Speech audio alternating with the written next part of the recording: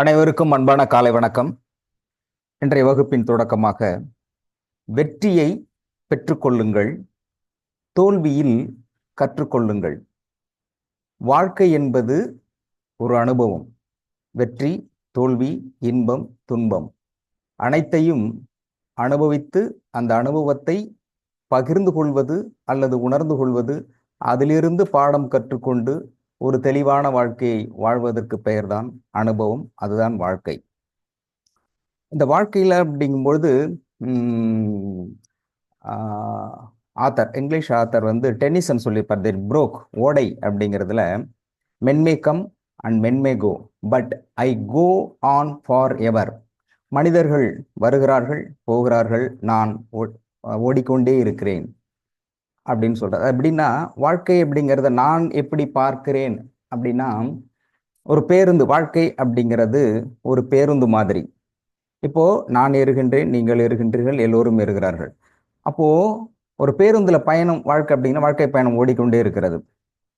பேருந்துக்கு முன்னால் கண்ணாடியில் பார்க்கின்ற பொழுது நிறைய வந்துகிட்டே இருக்கும். அது எதிர்காலம், கடந்து போனது இறந்த காலம், நான் பி பிரசன்ட் அப்படிங்கிறது நிகழ்காலம். அப்போ எதிர் பேருந்துக்கு முன்னால் பார்க்கின்றது நிறைய மனிதர்கள், பறவைகள், விலங்குகள், காடு, மரம் அனைத்தும் வந்து கொண்டே இருக்கும். மேகங்கள் வரும், வானங்கள் வரும், வெற்றிடங்கள் வரும், திரும்பவும் மனிதர்கள், விலங்குகள், பறவைகள் அல்லது ஓடைகள் மாதிரி ஒரே மாதிரியான காட்சிகள், மாறி மாறி காட்சிகள் வந்து கொண்டே இருக்கும். புதிதாக வந்து கொண்டே இருக்கும். எண்ணங்களைப் போல, மனங்களைப் போல, புதிதாக மனிதர்களைப் போல, விலங்குகளைப் போல, பறவைகளைப் போல, மற்ற விலங்குகளும் வந்து கொண்டே இருக்கும், பறவைகளும் வந்து கொண்டிருக்கும், ஓடிக்கொண்டே இருக்கும், நதிகளைப் போல புதிதாக ஓடிக்கொண்டே இருக்கும். அப்போ எக்ஸைட்மெண்ட், அடுத்ததுன்னு ஓடிக்கிட்டே இருக்கும். அவை அனைத்தும், எதிரே இருக்கின்ற அனைத்து காட்சிகளும் நம்மிடம் வருகின்றது.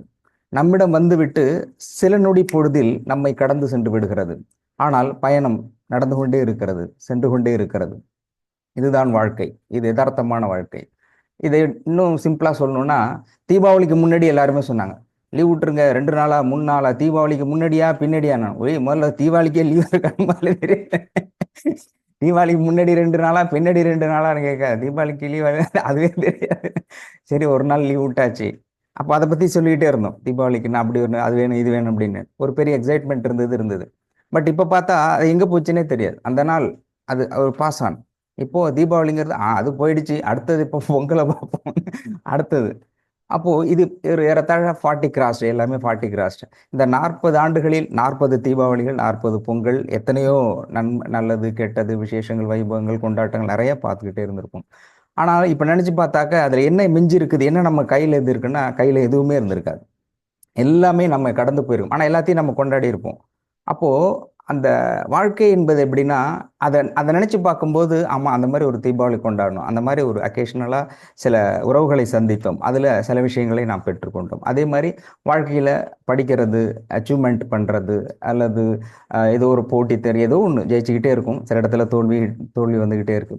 பட் இவை அனைத்தும் ஒரு இடத்துல சிட்டிங்ஸ்ல உட்காந்து இத்தனை வருஷத்துல நம்ம என்ன பண்ணணும் அப்படின்னா, அது அனைத்தும் ஒரு அனுபவமாக மட்டும்தான் இருக்கும். கையில் அப்படிங்கிறது இருக்கு, மேபி ப்ராப்பர்ட்டியாக வேணா இருக்கலாம், பட் அதுவும் நிலையானதில்லை. அதுவும் கடந்து ஒரு ஃபியூச்சரில் அதுவும் கடந்து போகக்கூடியது. ஆக ஒரு மனிதனுக்கு அவனுடைய வாழ்க்கை என்பது அவனுடைய அனுபவமாக மட்டும்தான் இருக்கிறது. அனுபவத்தை தாண்டி ஒன்றுமில்லை. அப்போ அந்த அனுபவத்தைங்கும்போது நல்லது கெட்டது அப்படிங்கிறத எடுத்துக்கிட்டோம்னா, நன்மையை எப்படி சேகரித்துக் கொள்வது, தீமைகளை அதிலிருந்து, அல்லது இன்பம் துன்பம், இன்பத்தை எப்படி பெற்றுக்கொள்வது.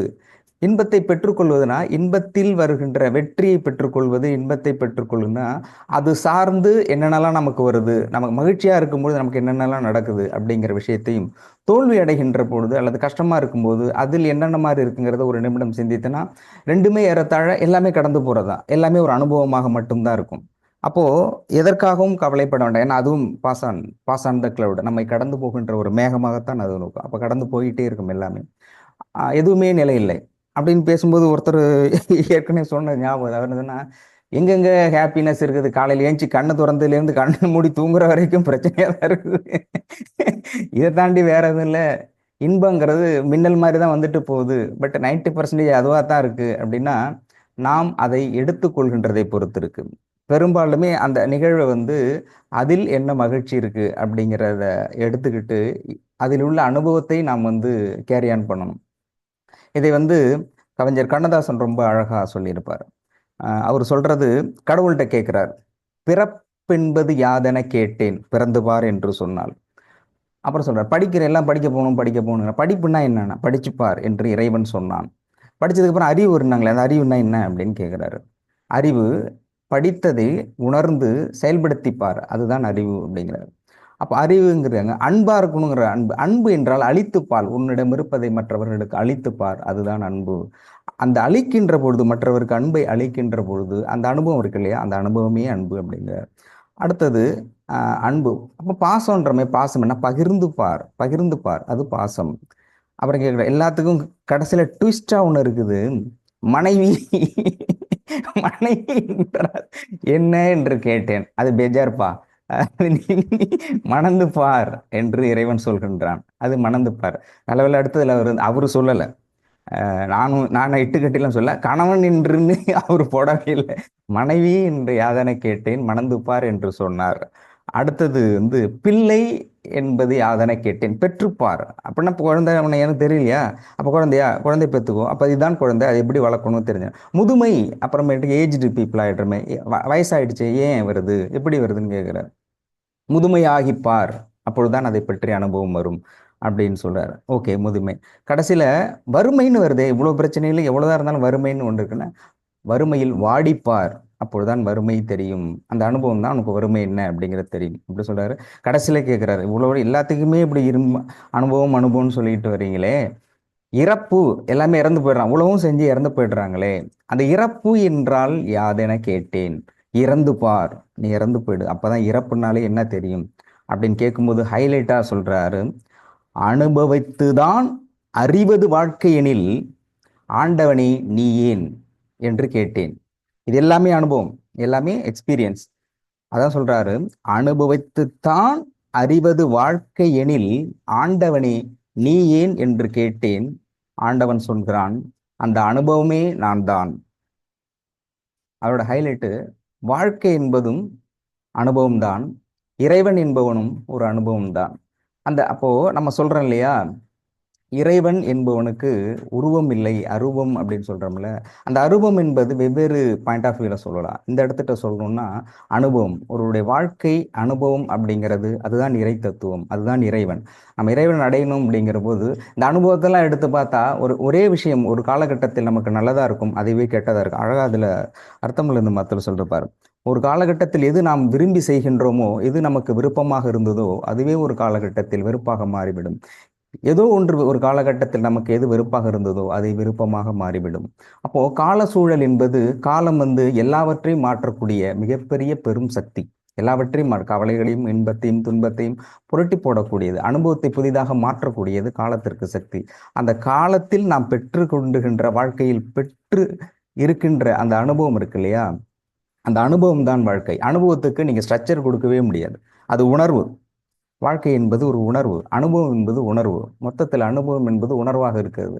அப்போ உணர்ந்துதான் அனுபவத்தை புரிந்து கொள்ள முடியும். இறைவனை எப்படி நாம் உணர்ந்து கொள்ள முடியும் என்றால், இது போன்றுதான் உணர்ந்து, அந்த அனுபவம் போன்று அனுபவமாக இருக்கிற அது உணர்வுகள் மூலமாத்தான் இறைவனை நாம் உணர்ந்து கொள்ள முடியும். உணர்வு என்பதுதான் மேலோங்கி இருப்பதாக அவர் சொல்றார். அப்போ இந்த மாதிரி இருக்கும்போது ஒரு கார்பரேட் செம்மையார்ட்ட கேட்குறாங்க. அவரு ஒரு ஷார்ட் பீரியட்ல பெரிய கோடீஸ்வரன் ஆயிடுறாரு. அவர் branded, Tulsi tea is branded. அவர் எல்லா டிவி எல்லாத்தையும் பயங்கர பிராண்டட். ஒருத்தர் கேள்வி கேட்குறாங்க, சுவாமிஜி நீங்க உங்களுடைய தேக ஆரோக்கியத்துக்கு அடிப்படை காரணம் என்னன்னா, அவர் கேட்டார், துளசி டீ தான். Very good. அப்புறம் நோயே இல்லாம நீங்க வாழ்ந்துகிட்டு இருக்கீங்களே, அதுக்கு காரணம் அதுக்கும் துளசி டீ தான். Very good. எப்பயுமே நீங்க மகிழ்ச்சியா இருக்கிறீங்களேன்னா துளசி டீ. இளமையா இருக்கிறீங்களே அதுக்கு துளசி டீ. சரி, இதெல்லாம் துளசி டீ காரணம். நீங்க இது ஒரு 5-6 வருஷத்துல பல கோடி ரூபாய் சம்பாதிச்சு பல பிளாட் எல்லாம் வாங்கிட்டீங்களே, இதுக்கு என்ன ரீசன் அப்படின்னா, அதுக்கும் காட்டுறேன், அதுக்கும் துளசி டீ தான். துளசி டிவியில கோடீஸ்வரனாகிறதுக்கு வாய்ப்புலாம் துளசி டிவியில இருக்கா? இது யாருமே சொல்லலையே. எல்லாம் அதுல இதை கரைச்சி ஊத்து, இது அதை கரைச்சி ஊத்து, உடம்பு சரியில்லாம இருந்தா சாப்பிடு, இப்படிதானே துளசியை பத்தி சொல்லிருக்காங்க. கோடீஸ்வரனாவருங்கிற மேட்ரு இதுல சொல்லவே இல்லையா, துளசியில என்ன இருக்குது அப்படின்னு. ஒரு நிமிடம் அப்படின்ட்டு உன்னை கூப்பிடுறாரு, அம்மா துளசி ஒரு டீ எடுத்துட்டு வா அப்படின்னு. அப்படின்னா அந்த பொண்ணு யாருன்னா டாப் மோஸ்ட் பிஸ்னஸ் மீன்ல நம்பர் ஒன். அவர் பல கோடி ரூபாய், 10-20 கப்பல் இருக்குது, ஃப்ளைட் இருக்குது, எல்லாமே சொந்தக்கார, அதுக்கு உடைமை, சொந்தம் கொண்டாடக்கூடிய மாபெரும் கோடீஸ்வரர், பிஸ்னஸ் மேன். அந்த பிஸ்னஸ் மேனோட ஒரே பொண்ணு அது. ஒரே பொண்ணு. அவர் சொல்றாரு, அப்புறம் சொல்றேன், இவர் வந்து பிஸ்னஸ் மேனோட ஒரே பொண்ணு தானே, இப்படி இந்த பொண்ணு எப்படி நீங்க கல்யாணம் பண்ணீங்க அப்படின்னு. அப்ப சொன்னாரு, நான் வந்து பிரசங்கத்துல இருக்கும்போது அந்த பொண்ணு அடிக்கடி டீ எடுத்துட்டு வந்திருந்தது, உஷார் பண்ணிட்டேன். எடப்பாவி, கோடீஸ்வரனா அவருக்கு இப்படி ஒரு மேட்டர் வச்சுக்கிட்டு கடைசியில எங்களுக்கு எல்லாம் டீயை குடி, துளசி டீயை குடி, துளசி டீயை குடி. நாங்க கடைசி வரும் துளசியை தான், எஸ் துளசி பத்தி பேசுறோம். கடைசி வரைக்கும் துளசி டீயை தான் குடிச்சிட்டு இருக்கும், ஒன்றும் மாற்றம் காணும். நீ மற்றும் கோடீஸ்வரன் ஆகிட்டே இருக்கியே அப்படின்னா அதுக்கு காரணம் அந்த துளசி பொண்ணு. அதுவும் பல கோடி ரூபாய் உள்ள வருமானம் உள்ள ஒரு பிஸ்னஸ் மேனோட ஒரே பொண்ணு. அதுக்கப்புறம் அவருக்கு அப்புறம் அதுதான் உனக்கு தான் ஆல்ரெடி அதில் யூட்டிலைஸ் பண்ணி பெரிய கோடீஸ்வரனா இருக்கு. ஸோ ஒவ்வொருத்துக்கும் ஒரு பாயிண்ட் ஆஃப் வியூல இறைவன் கொடுக்குறான். அதை ஒரு டெவலப் பண்ணிக்கிறாங்க. அப்போ துளசி அப்படிங்கிற இடத்துக்கு வரும். நேற்றைய வகுப்புல நிறைய பேர் சொல்லியிருந்தாங்க, நிறைய வாய்ப்பு. நான் எதுக்காக எல்லாத்தையும் கேட்டேன் அப்படின்னா, துளசி அப்படிங்கிறதுக்கு டைரக்டா பதிலுக்கு வந்திருப்பேன். பட் ஒருத்தரும் அதை பற்றி, ஏன்னா அது ரொம்ப முக்கியமான விஷயம் அப்படிங்கிறதுனாலையும், ஏன் துளசியை பயன்படுத்த வேண்டும் வீட்டில் அப்படிங்கிறதும், வீட்டில் எவ்வளோ தாவரங்கள் இருக்கு, மரங்கள், செடிகள், கொடிகள் இருந்தாலும் கூட வீட்டினுள் வைப்பதற்கு மிகச்சிறந்ததாக துளசியை ஏன் வைக்கிறார்கள் அப்படிங்கிற விஷயத்தை கேட்கும்போது, சில விஷயங்கள் வந்து நோட்ஸ் எடுக்க முடியும். சிலது வந்து நான் மேக்சிமம் வந்து ரிசர்ச் ஓரியன்ட், யூஎஸ்ல ரிசர்ச் பேப்பர் இருக்கும், அந்த ரிசர்ச் பேப்பரில் சர்ச் பண்ணாக்க ஆட்டோமேட்டிக்காக அவங்க நம்ம சொல்கிறதெல்லாம் சயின்டிஃபிக்காக அவங்க எதுதான் ரிசர்ச் பண்ணி ப்ரூவ் பண்ணதாக தான் இருக்கும். அதனால் கான்ஃபிடென்ட்டாக பேச முடியும். அந்த ரிசர்ச் ஓரியன்ட் பேப்பரை தான் நான் ரெஃபர் பண்ணுறது. அப்போது சில விஷயங்கள் ரிசர்ச் பேப்பரில் இல்லாதது நடைமுறையில் வாழ்க்கையில் சில பயன்படுத்திட்டு வந்துடும். பாட்டி சொன்னாங்க, தாத்தா சொன்னாங்க, அப்படி அந்த மாதிரி இருக்கு இல்லையா, அந்த மாதிரி செய்திகள் உங்களிடம் வரும். அதில் நிறைய பேர் இன்னொரு வணக்கம், அது போட பாப்அப் மெசேஜுங்கிறது முக்கியமான இம்பார்ட்டன்ட் மெசேஜ், அந்த மட்டும் போடுங்க. அப்போது அந்த செய்திங்கிறது அறிவுபூர்வமாக காலம் தொட்டு என்ன சொல்லிட்டு வந்திருக்கான், அந்த மாதிரி செய்தி உங்களிடம் வரலாம், நிறைய வந்திருந்தது. அதை கோட் பண்ணுறதுக்காக தான் எல்லாரையுமே கேட்டேன், வெவ்வேறு பாயிண்ட் ஆஃப் வியூல இதை பற்றி உங்களுடைய கருத்துக்கள் அப்படின்னு சொல்லிட்டு இருந்தேன். அதில் பெரும்பாலானவர்கள் என்ன சொன்னாங்கன்னா, ஆன்மீகம் சார்ந்து, இது ஐதீகம் இருக்குது, லட்சுமி கடாட்சம், இது நல்லது அப்படிங்கிறது ஆன்மீக ரீதியாக சொல்லிடுறாங்க. அடுத்தது சிலது வந்து அது சுத்தம், அது ஆக்சிஜன் கொடுக்குது, உடம்புக்கு நல்லது, நோயை விரட்டது, இப்படி காமனாக சொல்லியிருக்கிறாங்க பெரும்பாலானவர்கள். இன்னொரு விஷயம், ஆன்மீகம் தொடர்பாக என்னுடைய புரிதலும் நான் சொல்ல விரும்புகின்ற செய்தியும், உலகத்தில் எவ்வளோ தொழில்கள் இருக்குது, எவ்வளோ நன்மை நிறைய செய்து கொண்டிருக்கிறோம் ஒவ்வொருத்தரும். பட்டு ஆன்மீகத்தை பொறுத்தவரையும் யார் ஒருவர் ஆன்மீகத்தில் ஈடுபடுகின்றாரோ, அல்லது ஆன்மீக சேவை செய்வதற்காக, அல்லது ஒரு நிமிஷம் கோயிலுக்கு போய் ஏதோ ஒன்று செய்கிறாங்களோ, எதுவாக இருந்தாலும் ஆன்மீக சேவையில் யார் ஈடுபட்டாலும் அவர்கள் முழு மனதோடு செயல்பட வேண்டும். எந்த சூழலிலும் எக்காரணம் கொண்டும் அதில் ஒரு மில்லி கிராம் அளவிற்கு கூட, அல்லது ஒரு அணு அளவிற்கு கூட தவறுகளோ, பொய்யோ, புரட்டுகளோ, அல்லது ஏமாற்றுகின்ற செய்தியோ ஆன்மீகத்தில் இருக்கவே கூடாது அப்படிங்கிறது என்னுடைய தனிப்பட்ட விருப்பம். ஏனென்றால் ஒரு மனிதனுடைய கடைசி புகலிடம் ஆன்மீகம். இப்போ டாக்டர்கிட்ட போகிறாங்க, முடியல அப்படின்னா, அப்போ உங்களுக்கு வேற ஆப்ஷனே கிடையாது, கடவுள் காப்பாற்றுவார் அப்படிங்கிறத அந்த இடத்துட்ட வருவாங்க. ஒவ்வொருத்தரும் அவருடைய வாழ்க்கையினுடைய கடைசி, வேற வழியே இல்லை, வேற ஆப்ஷன் இல்லை, எங்கே போகிறதுன்னு இறைவா, ஆன்மீக நாத்திகவாதியாக இருந்தாலும் சரி, நாத்திகத்தில் பகுத்தறிவாளராக இருந்தாலும் சரி, பக்தி அறிவாளராக இருந்தாலும் சரி, அவர்களால் முடியாத, மனிதர்கள் எல்லாரும் நேரத்தில் எல்லாமே முடியும்னு சொல்ல முடியாது, அவர்களால் முடியாத பொழுது கடைசி புகலிடமாக இருக்கிறது அப்படிங்கிறது இறைவனை கும்பிடுறது, ஆண்டவனை கும்பிடுறது தான். அப்போது அந்த இடம்ங்கிறது ஆண்டவனுக்கு சமமான இடம், ஆண்டவன் இருக்கிற இடமே ஆண்டவனுக்கு சமமான இடம் தான். அந்த இடத்தில் வந்து ஒரு செய்தியை சொல்லக்கூடியவர்களாக யார் இருந்தாலும், அல்லது அது தொடர்பாக சேவையாற்றக்கூடியவர்கள் யாராக இருந்தாலும், எந்த சூழலிலும் எக்காரணம் கொண்டும் தவறு செய்துவிடவே கூடாது அப்படிங்கிறது என்னுடைய விருப்பம், என்னுடைய தனிப்பட்ட கருத்து. அது உண்மையும் அப்படிதான். ஆனால் பெரும்பாலும் அன்பார்ச்சுனேட்லியா அது வந்து இப்போ பிஸ்னஸ் ட்ரெண்டாக மாறிடுச்சு. ஆன்மீகம் அப்படிங்கிறது பிஸ்னஸாக மாறிடுச்சு. ஒரு விஷயத்த சொன்னால் இது சொன்னால் இது வருவாங்க அப்படின்னாக்க அதை ஈஸியாக சொல்ல ஆரம்பிச்சிடறாங்க. ஏன்னா ஆன்மீகத்தில் வேறு ஆப்ஷன் இல்லைங்கிறது கடைசி ஆப்ஷன் அதுவாக இருக்கிறதுனால எல்லாம் என்ன பண்ணுறாங்கன்னா அதை நம்பி அதை ஃபாலோ பண்ணுறாங்க. அப்படி ஃபாலோ பண்ணும்போது அவர்களை ஏமாற்றுவது மிக எளிதாக இருக்கிறது. அதனால தான் நம்ம மருத்துவம் சார்ந்து இந்த விஷயத்தை சொல்றதையும் தாண்டி ஆன்மீகத்தையும், இது அனைத்து மதங்களுக்கும் சார்ந்ததாகவும் அனைத்து மனிதர்களுக்காகவும் சொல்வதாகவும், உண்மையில் ஆன்மீகம் என்ன சொல்லி இருக்கிறது, அதில் உள்ள அறிவியல் என்ன, நம்ம சொல்ற விஷயங்கள் இருக்கு, துளசி சாப்பிடும் காலையில் அப்படிங்கிறது யதார்த்தமா சொன்ன விஷயம். ஆனால் அதற்குள் இருக்கின்ற அறிவியும் ஆன்மீகத்தை வாழ்வியல் முறையாகவே நம் முன்னோர்கள் பயன்படுத்தியிருக்கிறார்கள். அதை ஆன்மீகம் என்று சொல்வதை விட பல கட்டத்தில் நான் சொல்றது வாழ்வியல் முறை. ஆன்மீகம், கடவுள், ரிலிஜன் அப்படின்னு போறதை விட நம்ம எப்படி வாழ வேண்டும் அப்படின்னு சொல்லி கொடுப்பதே ஆன்மீகம் தான். இப்படி காலையில் எழுந்தா இறைவனை இறைவனை வணங்குறதுக்கு பின்னாடி இருக்கிற பின்னணி, காலையில் வணங்குதல், சூரியனை வணங்குதல் என்றது இயற்கை சக்தியை நம்முள் எடுத்துக்கொள்வது எப்படி என்றும், நோய்கள் இல்லாமல் இருப்பது என்றும், ஒருவேளை நோய்களை எப்படி சரி செய்வது என்பதை பற்றியுமான ஒரு வாழ்வியல் முறை. உண்ணாவிரதம் இருப்பது அல்லது அழகு குத்துறதுங்கிறது ஆன்மீகத்தில் ஏற்றுக்கொள்ளப்படாது. டாக்டர் சொல்லியிருப்பாங்க ஏன் அழகு குத்தக்கூடாது, அந்த மாதிரிலாம் உடலை வருத்தி உடம்பை கிழிச்சு அந்த மாதிரிலாம் எதுவுமே இறைவன் சொன்னதில்லை, இறைவனுடைய விருப்பமும் அல்ல. அப்போ ஆன்மீகம் என்பது ஒரு வாழ்வியல் முறையாக இருக்கின்ற பொழுது, ஒரு மனிதனுடைய கடைசி புகலிடமாக இருக்கிறது அப்படிங்கின்ற போது அதில் தவறு செய்து விடக்கூடாது. அதே மாதிரி நான் சொன்னது இல்லையா, ஈஸியாக ஆன்மீகத்தில் இருப்பவர்கள் எளிதில் ஆன்மீகம் சார்ந்து ஆன்மீகத்தில் டீப் அண்ட் டெப்தா இருக்கிறவங்க ஆன்மீகம் சார்ந்து என்ன சொன்னாலும் நம்பக்கூடியவர்களாக இருக்கிறாங்க. இதுல எனக்கு எக்ஸ்பீரியன்ஸ்னா, நான் காலேஜ் ஃபர்ஸ்ட் இயர் படிச்சுட்டு இருக்கும்போது எங்க ஊர்ல கும்பாபிஷேகம், பெரிய கோயில், தஞ்சை பெரிய கோயிலை விட மிக பெருசு, உடையார்பாளையம் பெரிய கோயில் அப்படின்னா சிவன் கோயில். அது வந்து ரொம்ப வருஷத்துக்கு அப்புறம் முதல்ல கும்பாபிஷேகம் நடத்தினாங்க. கும்பாபிஷேகம் நடத்துகிறப்போ பயங்கர க்ரௌடு, ஏகப்பட்ட க்ரௌட் இருந்தது. அப்போது எங்கள் நாங்கள் ஒரு செட்டு, காலேஜ் டீம் செட்டு, எங்கள் அண்ணன் நிறைய பேர் போயிட்டு இருந்தோம், சுற்றி பார்த்துட்டு இருந்தோம். அப்போ சுற்றி பார்த்துட்டு எல்லாம் சொன்னாங்க. எங்கள் அண்ணன் சொன்னார் கூட இருந்தவர், அப்பாடி இவ்வளோ பேர் சாமி கும்பிட்றாங்க, எல்லாருமே சாமி கும்பிட்றாங்க, இவ்வளோ பக்தியோட இருக்காங்க, எல்லாம் பார்த்தா அப்படியே கையை கும்பிட்ட கையை எடுக்காமல் சுற்றிட்டு இருக்காங்க, இவ்வளோ பக்தியாக இருக்காங்க அப்படின்னு. நான் சொன்னேன், பக்தி அப்படிங்கிறது புரிந்து கொண்டு வருகின்ற பக்தியா நான் பார்க்கல. அப்படிங்கும்போது இவ்வளோ க்ரௌடு இங்கே வந்து தான் இருக்கணும்ல, பட்டு அவங்களுக்கு சாமி கும்பிடணும், சாமி கும்பிட்டா இன்னைக்கு நல்லது நடக்கும் அப்படிங்கிற ஒரு தாட், அவ்வளோதான். மற்றபடி இயல்பாக அவங்க என்ன இருக்கிறாங்களோ அவங்க வாழ்க்கையை அப்படி தான் வாழ்ந்துகிட்டு இருக்கிறாங்க. அதில் முக்கியமாக சொல்லும்போது, ஒரு இறப்பு என்பது, யாராவது இறந்துட்டா எல்லாருமே என்ன சொல்லுவாங்கன்னா, பெரும்பாலும் பாவம் இறந்து செத்து போயிட்டாங்க, போகும்போது என்னத்தை கொண்டு போகிறோம் அப்படின்னு பெரும்பாலும் இந்த டைலாக் எல்லாம் விடுவாங்க. ஆனால் பண்ணுற காவாலித்தனம் எல்லாம் திரும்பவும் பண்ணிட்டு இவங்களே தெரியும் போகும்போது ஒன்றும் கொண்டு போகிறது இல்லைன்னு தெரியும், இருந்தாலும் போய் சொல்கிறது, ஏமாத்துறது, திட்டுறது, குறை சொல்கிறது, இந்த மாதிரி விஷயங்கள் நடந்துக்கிட்டு தான் இருக்கும். அப்போது உணர்ந்து கொண்டாலும் கூட அது தன்னுடைய இயல்பு நிலையில யாரும் மாறுவதே இல்லை. அப்போ நான் என்ன பண்ணேன், அந்த யாகம் வளர்த்துருந்தாங்களே அதில் வந்து அணைச்சிட்டு போயிருந்தேன். நெருப்பு அப்படியே அணைச்சிட்டு போனதற்கு அதில் அது கறியை பிடிச்சிருக்கும் இல்லையா, அது இருந்தது. அப்போ நான் சொன்னேன், நான் சொல்கிறத மட்டும் நீங்கள் செய்யுங்க, அது என்ன நடக்குதுன்னு பாருங்க அப்படின்னு சொல்லிட்டு, அந்த கறி இருக்கு இல்லையா, கறியில் நெத்திலையும் கன்னத்துலையும் போட்டுக்கிட்டேன், எல்லாத்தையும் நீங்கள் போட்டுக்கிட்டு என்ன சொல்லணும், இந்த மாதிரி செஞ்சாக்க நம்முடைய பொருளாதாரம் இந்த அடுத்த 48 நாளுக்குள்ள நமக்கு என்ன வேணுமோ எல்லாமே இறைவன் கொடுப்பாரு, நிச்சயமா பணம் கொடுப்பாருன்னு நான் சொன்னேன்.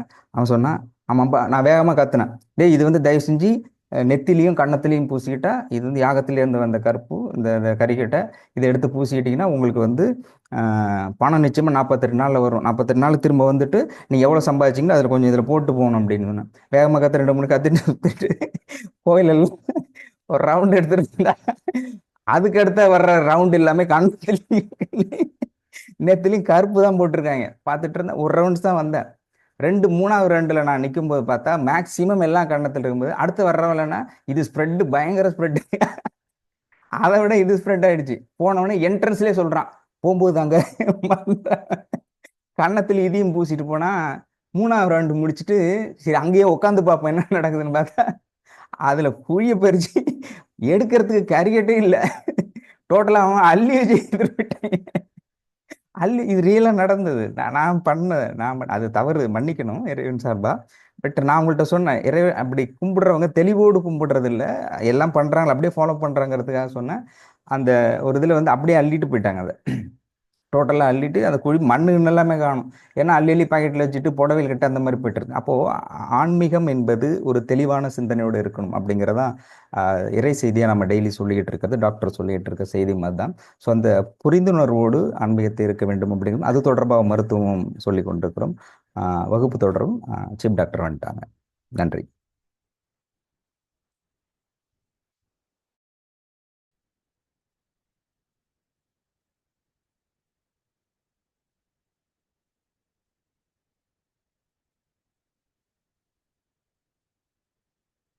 அனைவருக்கும் வணக்கம். வணக்கம் ஐயா. எல்லாரும் நல்லா இருக்கும்னு நினைக்கிறாங்க. 60 பேர் தான் காலைல விழிச்சிருக்காங்க.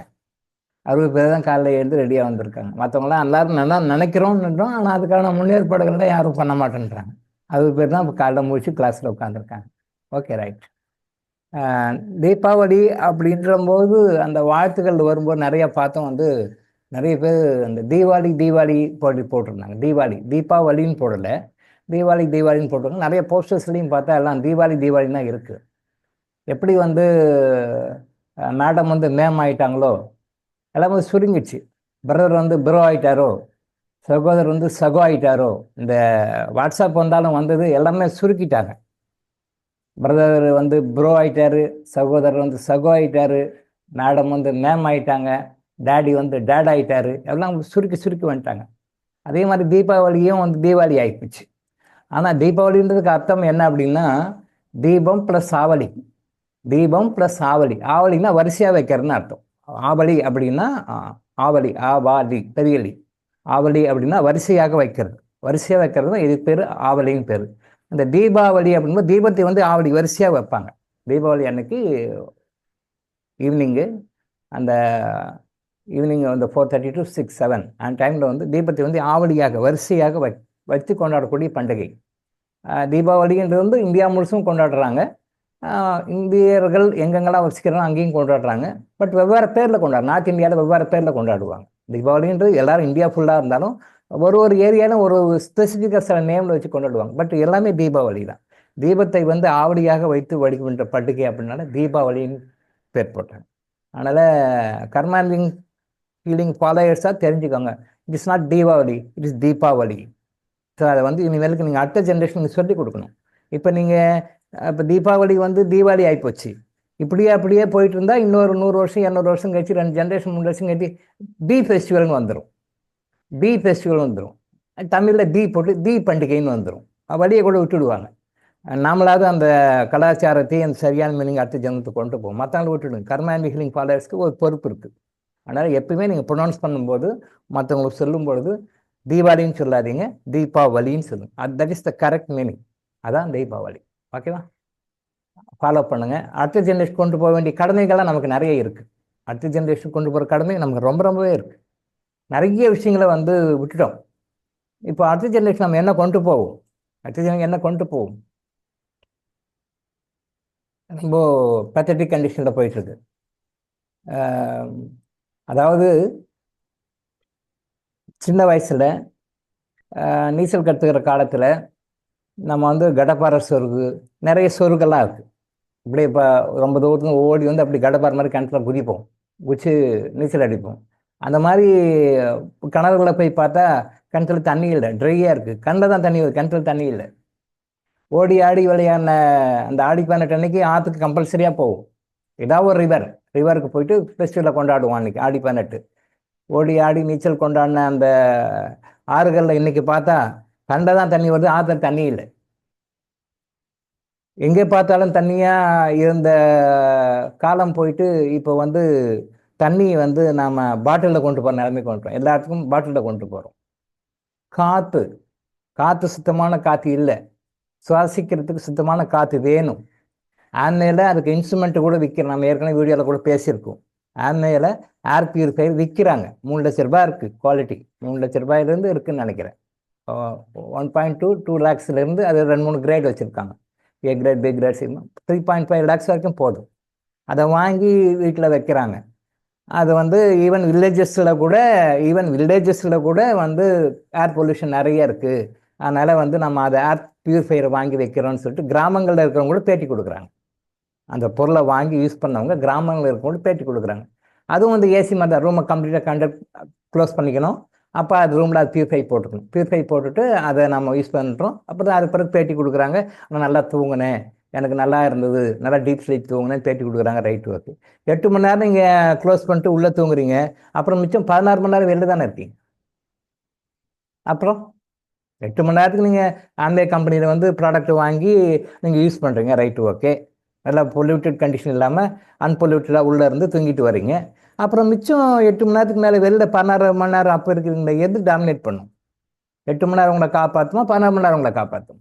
இப்போ 16 மணி நேரம் வந்து பொல்யூட்டட் ஏர் தானே சுவாசிக்கும். அப்போ அதுக்கு என்ன பண்ணுங்க? அது ஒரு ரெமெடியா அது? ஆன்மீகக்காரன் விற்கிறான், நம்ம மக்களும் வாங்குறாங்க, யூஸ் பண்ணுறாங்க. தப்பு இல்லை, ஒரு அவேர்னஸ் தான். ஹெல்த்துக்காக நான் ஸ்பெண்ட் பண்ணுறது அவேர்னஸ் தான். பட் அங்கே எங்கே நம்ம மிஸ் பண்ணுறோம்னு நான் சொல்ல வரேன். இங்கே இது கர்மாநிதியில் நம்ம என்ன சொல்கிறோம்னா, எங்கெல்லாம் நாம் தவறு செய்கின்றோமோ, எங்கெல்லாம் நம்ம மிஸ் பண்ணுறோமோ, எங்கெல்லாம் தப்பை சரின்னு நம்ம நினைக்கிறோமோ, சரியான தப்புன்னு நினைக்கிறோமோ, அதையெல்லாம் எங்கேன்னு பாயிண்ட் அவுட் பண்ணி சொல்கிறோம். ஸோ இதெல்லாம் பாயிண்ட் அவுட் பண்ணி சொல்கிறது நீங்கள் லைஃப்பில் அப்ளை பண்ணிங்கன்னா you will be always happy in all aspects of your life. வாழ்க்கையில் எல்லா பகுதிகளையும் எல்லா வகைகளையும் நீங்கள் சந்தோஷமாக இருப்பீங்க. அதுதான் நம்ம இங்கே சொல்கிறோம். ஏர் பியூரிஃபை வாங்கி 8 மணி நேரம் உள்ள ஆரோக்கியமாக இருந்துட்டு 16 மணி நேரம் ஓப்பனால தானே இருந்தாகும். அப்போ என்ன பண்ணுவீங்க? அப்போ காற்றை சுத்தம் பண்ணுறதுக்கு என்ன வழி, அதை நம்ம பார்க்கணும், அதை நம்ம ஃபாலோ பண்ணணும். அடுத்த ஜென்ரேஷன் நம்ம அப்படி தான் கொண்டு போகணும். அடுத்த ஜென்ரேஷன் எல்லாரும் என்ன பண்ணுறாங்க? நகை வாங்கி கொடுக்குறாங்க, சொத்து வாங்கி கொடுக்குறாங்க, ப்ராப்பர்ட்டியாக வாங்கி சேர்த்து வைக்கிறாங்க, டெபாசிட் பேங்க்கில் போடுறாங்க, எல்லாம் ரைட் அடுத்த ஜென்ரேஷன். ஆனால் அடுத்த ஜென்ரேஷன் ஆரோக்கியமாக இருக்கிறதுக்கு என்ன பண்ணுறோம்? என்ன பண்ணுறோம்? கொஞ்சம் யோசனை பண்ணி பாருங்க. அடுத்த ஜென்ரேஷன் ஆரோக்கியமாக இருக்கிறதுக்கு நீங்கள் இப்போ என்ன பண்ணுறீங்க? எல்லா குடும்பத்தையும் நடக்கும் இது. நகை சேர்த்துவாங்க, பணம் டெபாசிட் பண்ணுவாங்க, வீடு வாங்கி கொடுப்பாங்க, எஸ்டேட் வாங்கி கொடுப்பாங்க, துணிமணிகள் வாங்கி கொடுப்பாங்க, எல்லாம் பண்ணுறாங்க. அதில் மாற்று கருத்து கிடையாது. பட் ஆரோக்கியமாக இருப்பதற்கு என்ன பண்ணுறீங்க? உங்களுடைய ஜென்ரேஷன், அடுத்தடுத்த ஜென்ரேஷன் ஆரோக்கியமாக வருவதற்கு நீங்கள் என்ன செய்கிறீங்க? ஆரோக்கியமாக வருவதற்கு நாம் நல்லது செய்கிறோம்னு நினச்சிக்கிட்டு ஆப்பு சொருகிறோம், ரிவீட் சொருகிறோம்னு அர்த்தம். அதான் பண்ணிட்டு இருக்கோம் இன்னைக்கு. படித்தவங்களிருந்து படிக்காதவங்க வரைக்கும் எல்லாரும் அதான் பண்ணுறாங்க. அது என்ன படித்தவங்க படிக்காதவங்களும் இன்னும் ஒஸ்ட்டாக பிஹேவ் பண்ணிட்டுருக்காங்க. நான் என் பிள்ளைகளுக்கு, என்னுடைய வாரிசுகளுக்கு ஆரோக்கியத்தை கொடுக்கிறேன் அப்படின்னு நினச்சிட்டு பண்ணிட்டுருக்கோம். தப்பாக பண்ணிட்டுருக்கோம். ஆனால் சரி நம்ம நினச்சிட்ருக்கோம். திரும்ப திரும்ப நான் சொல்லுவேனே, வடிகட்டு முட்டாள்தனம் மாதிரி நம்ம நடந்துக்கிறோம். ஆனால் பெரிய அறிவாரிகள் நம்ம சொல்லிட்டுருக்கோம். ஆரோக்கியத்துக்காக யாரும் கான்செப்ட் தான் பண்ணுறதில்லை. பெரும்பாலும் பெண்களை பொறுத்த வரைக்கும் வந்து பெண்கள் வீட்டின் கண்கள்னு சொல்லுவாங்க. பெண்கள் வந்து வீட்டினுடைய கண்கள்னு சொல்லுவாங்க. பெண்களுக்கு தான் ரொம்ப முக்கியத்துவம் கொடுக்கும். ஒரு ஆண் பெண் அப்படி வந்தால் சமுதாயமும் சரி, பட் சாஸ்திரங்களும் சரி, பெண்களுக்கு தான் முக்கியத்துவம் கொடுக்குறாங்க. உண்மைதான். ஒரு ஒரு ஆண் வந்து உடம்பு சரியில்லாமல் போகிறதுக்கும் ஒரு பெண் குடும்பத்தில் உடம்பு சரியில்லாமல் போகிறது நிறைய வித்தியாசம் இருக்குது. ஒரு ஆண் உடம்பு சரியில்லைன்னா அது பரவாயில்ல, அது பெரிய மேட்டராக இருக்காது. பட் ஒரு பெண் வீட்டில் உடம்பு சரியில்லாமல் போயிட்டோன்னா குடும்பமே ஒருத்தவங்க தான் பாதிக்கும், பல வகையில் பாதிக்கும். உங்களுடைய வீட்டில் பெரும்பாலும் ஏதாவது வகையில் உங்களுக்கு பெண்களோட சம்மந்தப்பட்டு தான் நம்ம இருப்போம். அம்மா இருப்பாங்க, அக்கா இருப்பாங்க, தங்கச்சி இருப்பாங்க, மகள்கள் இருப்பாங்க, மருமகள்கள் இருப்பாங்க, மாமியார் இருப்பாங்க. ஏதோ வகையில் பெண்களுடைய தொடர்பு இல்லாமல் நம்ம வாழ முடியாது, இருக்கிறோம். ஆனால் அந்த பெண்கள் வந்து ஆரோக்கியமாக இருக்கிறாங்களா? அந்த பெண்கள் வீட்டின் கண்கள்னு சொல்கிறோமே, அந்த கண்களை நம்ம நல்லா வச்சுக்கிறதுக்கு, நல்லா ஆரோக்கியமாக வச்சுக்கிறதுக்கு நம்ம என்ன பண்ணுறோன்னு பார்த்தா ஒன்றுமே இல்லை. சரி, நீங்கள் தான் அது பெண்கள் வீட்டுடைய கண்கள்னு சொல்கிறீங்களோ வழியே கண்களை பார்த்துக்கிறது இல்லைன்னா கூட அந்த கண்களாவது ஒழுங்காக பார்த்துக்கிறாங்கன்னா அவங்களும் பார்த்துக்கிறது இல்லை. பெண்கள் வீட்டின் கண்கள்னா நாமளும் கண்களுக்கு முக்கியத்துவம் கொடுக்கறது இல்லை. அந்த கண்களாவது அதுங்களாவது ஒழுங்காக ஹெல்த்தை பார்த்துக்கிறாங்கன்னா அதுங்களும் பார்த்துக்கிறது கிடையாது. நாங்கள் பெண்கள் வீட்டின் கண்கள், அவங்களும் டைலாக்லாம் பேசுவோம். அவங்க ஹெல்த்தையும் அவங்களும் பார்த்துக்கிறது இல்லை. ஹெல்த்தை நல்லா பார்த்துக்கிறோன்னு நினச்சிக்கிட்டு ஹெல்த்தை கெடுக்கிறதுக்கு என்ன உண்டோ அதையும் செஞ்சிட்ருப்பாங்க. டாக்டர்கிட்ட போகிறது கேவலம்னு நினைக்கிறது இல்லை. டாக்டர்கிட்ட போய் அவர்கிட்ட ட்ரீட்மெண்ட் போகிறோமே, அது நம்ம உடம்புக்கு கெடுதலாச்சே, வீண் செலவாச்சே, அது அசிங்கம்னு நினைக்கல. இந்த டாக்டர்கிட்ட போகிறது பெருமையாக நினைக்கிறாங்க. நான் டாக்டர்கிட்ட போகிறேன், ட்ரீட்மெண்ட் எடுக்கிறேன். டாக்டர்கிட்ட போகிறது பெருமையாக நினைக்காதீங்க, அது வருத்தமாக நினைங்க. அது டாக்டர்கிட்ட போகக்கூடாது. அது மாதிரி ஆரோக்கியமாக வாழணும். அதான் நம்ம சொல்கிறோம். டாக்டர்கிட்ட போகாத வாழுங்க அப்படின்னு சொல்கிற ஒரே டாக்டர் நான் மட்டும்தான், வேறு யாருமே சொல்ல மாட்டாங்க. நீங்கள் நல்லா பாருங்கள், நிறைய மீடியாவில் பார்க்குறீங்க, நிறைய பாருங்கள். டாக்டர்கிட்ட போகாத, டாக்டர்கிட்ட டிபெண்ட் பண்ணாத, டாக்டரை எந்த வகையும் எதிர்பார்க்காத வாடுங்கன்னு சொல்கிற ஒரே டாக்டர் இளங்கோ மட்டும்தான் உலகத்தில். நீங்கள் வேணால் பாருங்கள்.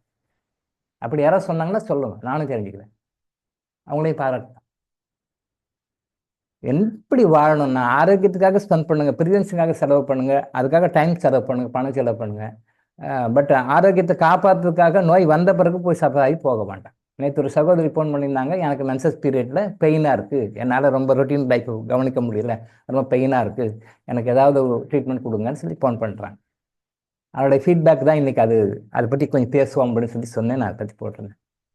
பட் நேரடியாக கேள்விகள் கேளுங்கன்னு சொல்லலை. நான் சார்ட்டு சொல்லும்போது அதை பற்றி பேசுவோம் சார், அப்படி நீங்கள் போடுங்க, இந்த மெசேஜை போடுங்க அப்படின்னு சொன்னேன். ஆனால் சார் நேரடியில் கேட்குங்கன்னு சொல்லிட்டு போட்டார்.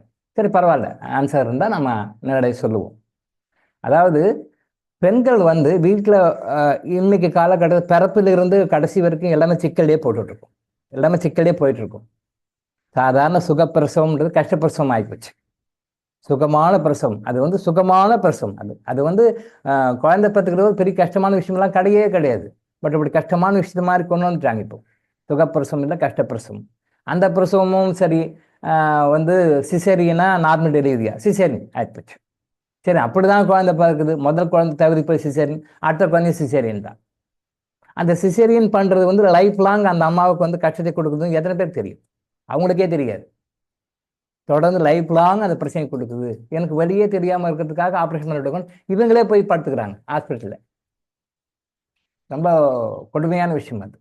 எனக்கு பெயின்லாம் தாங்க முடியாதுங்க, அதனால் அதெல்லாம் வேண்டாம், எனக்கு நீங்கள் பேசாமல் சிசேரியனே பண்ணிவிடுங்க அப்படின்னு சொல்லிட்டு இவங்களே போய் ஹாஸ்பிட்டலில் போய் காசையும் கொடுத்து படுத்துக்கிறாங்க. அப்புறம் அவரும் ரைட், ஓகே நாங்கள் அப்படி தான் பண்ணிடுறோம், சிசேரியன் பண்ண. சிசேரியன் பண்ணிட்டு நீங்கள் அதுக்கு பிறகு லைஃப் லாங் அவஸ்தைப்படுறீங்க பார்த்தீங்களா? இந்த அவஸ்தையை கம்பேர் பண்ணும்போது சுகப்பிரசவத்துன்னு நீங்கள் நினைக்கிறீங்க, அது சுகப்பிரசவம் தான். சரி, நீங்கள் கஷ்டப்பிரசவனே வச்சுக்கோங்க. கஷ்டப்பிரசவத்தில் நீங்கள் அந்த கொஞ்சம் பெயின் லேபர் அனுபவிக்கிறீங்க பார்த்தீங்களா?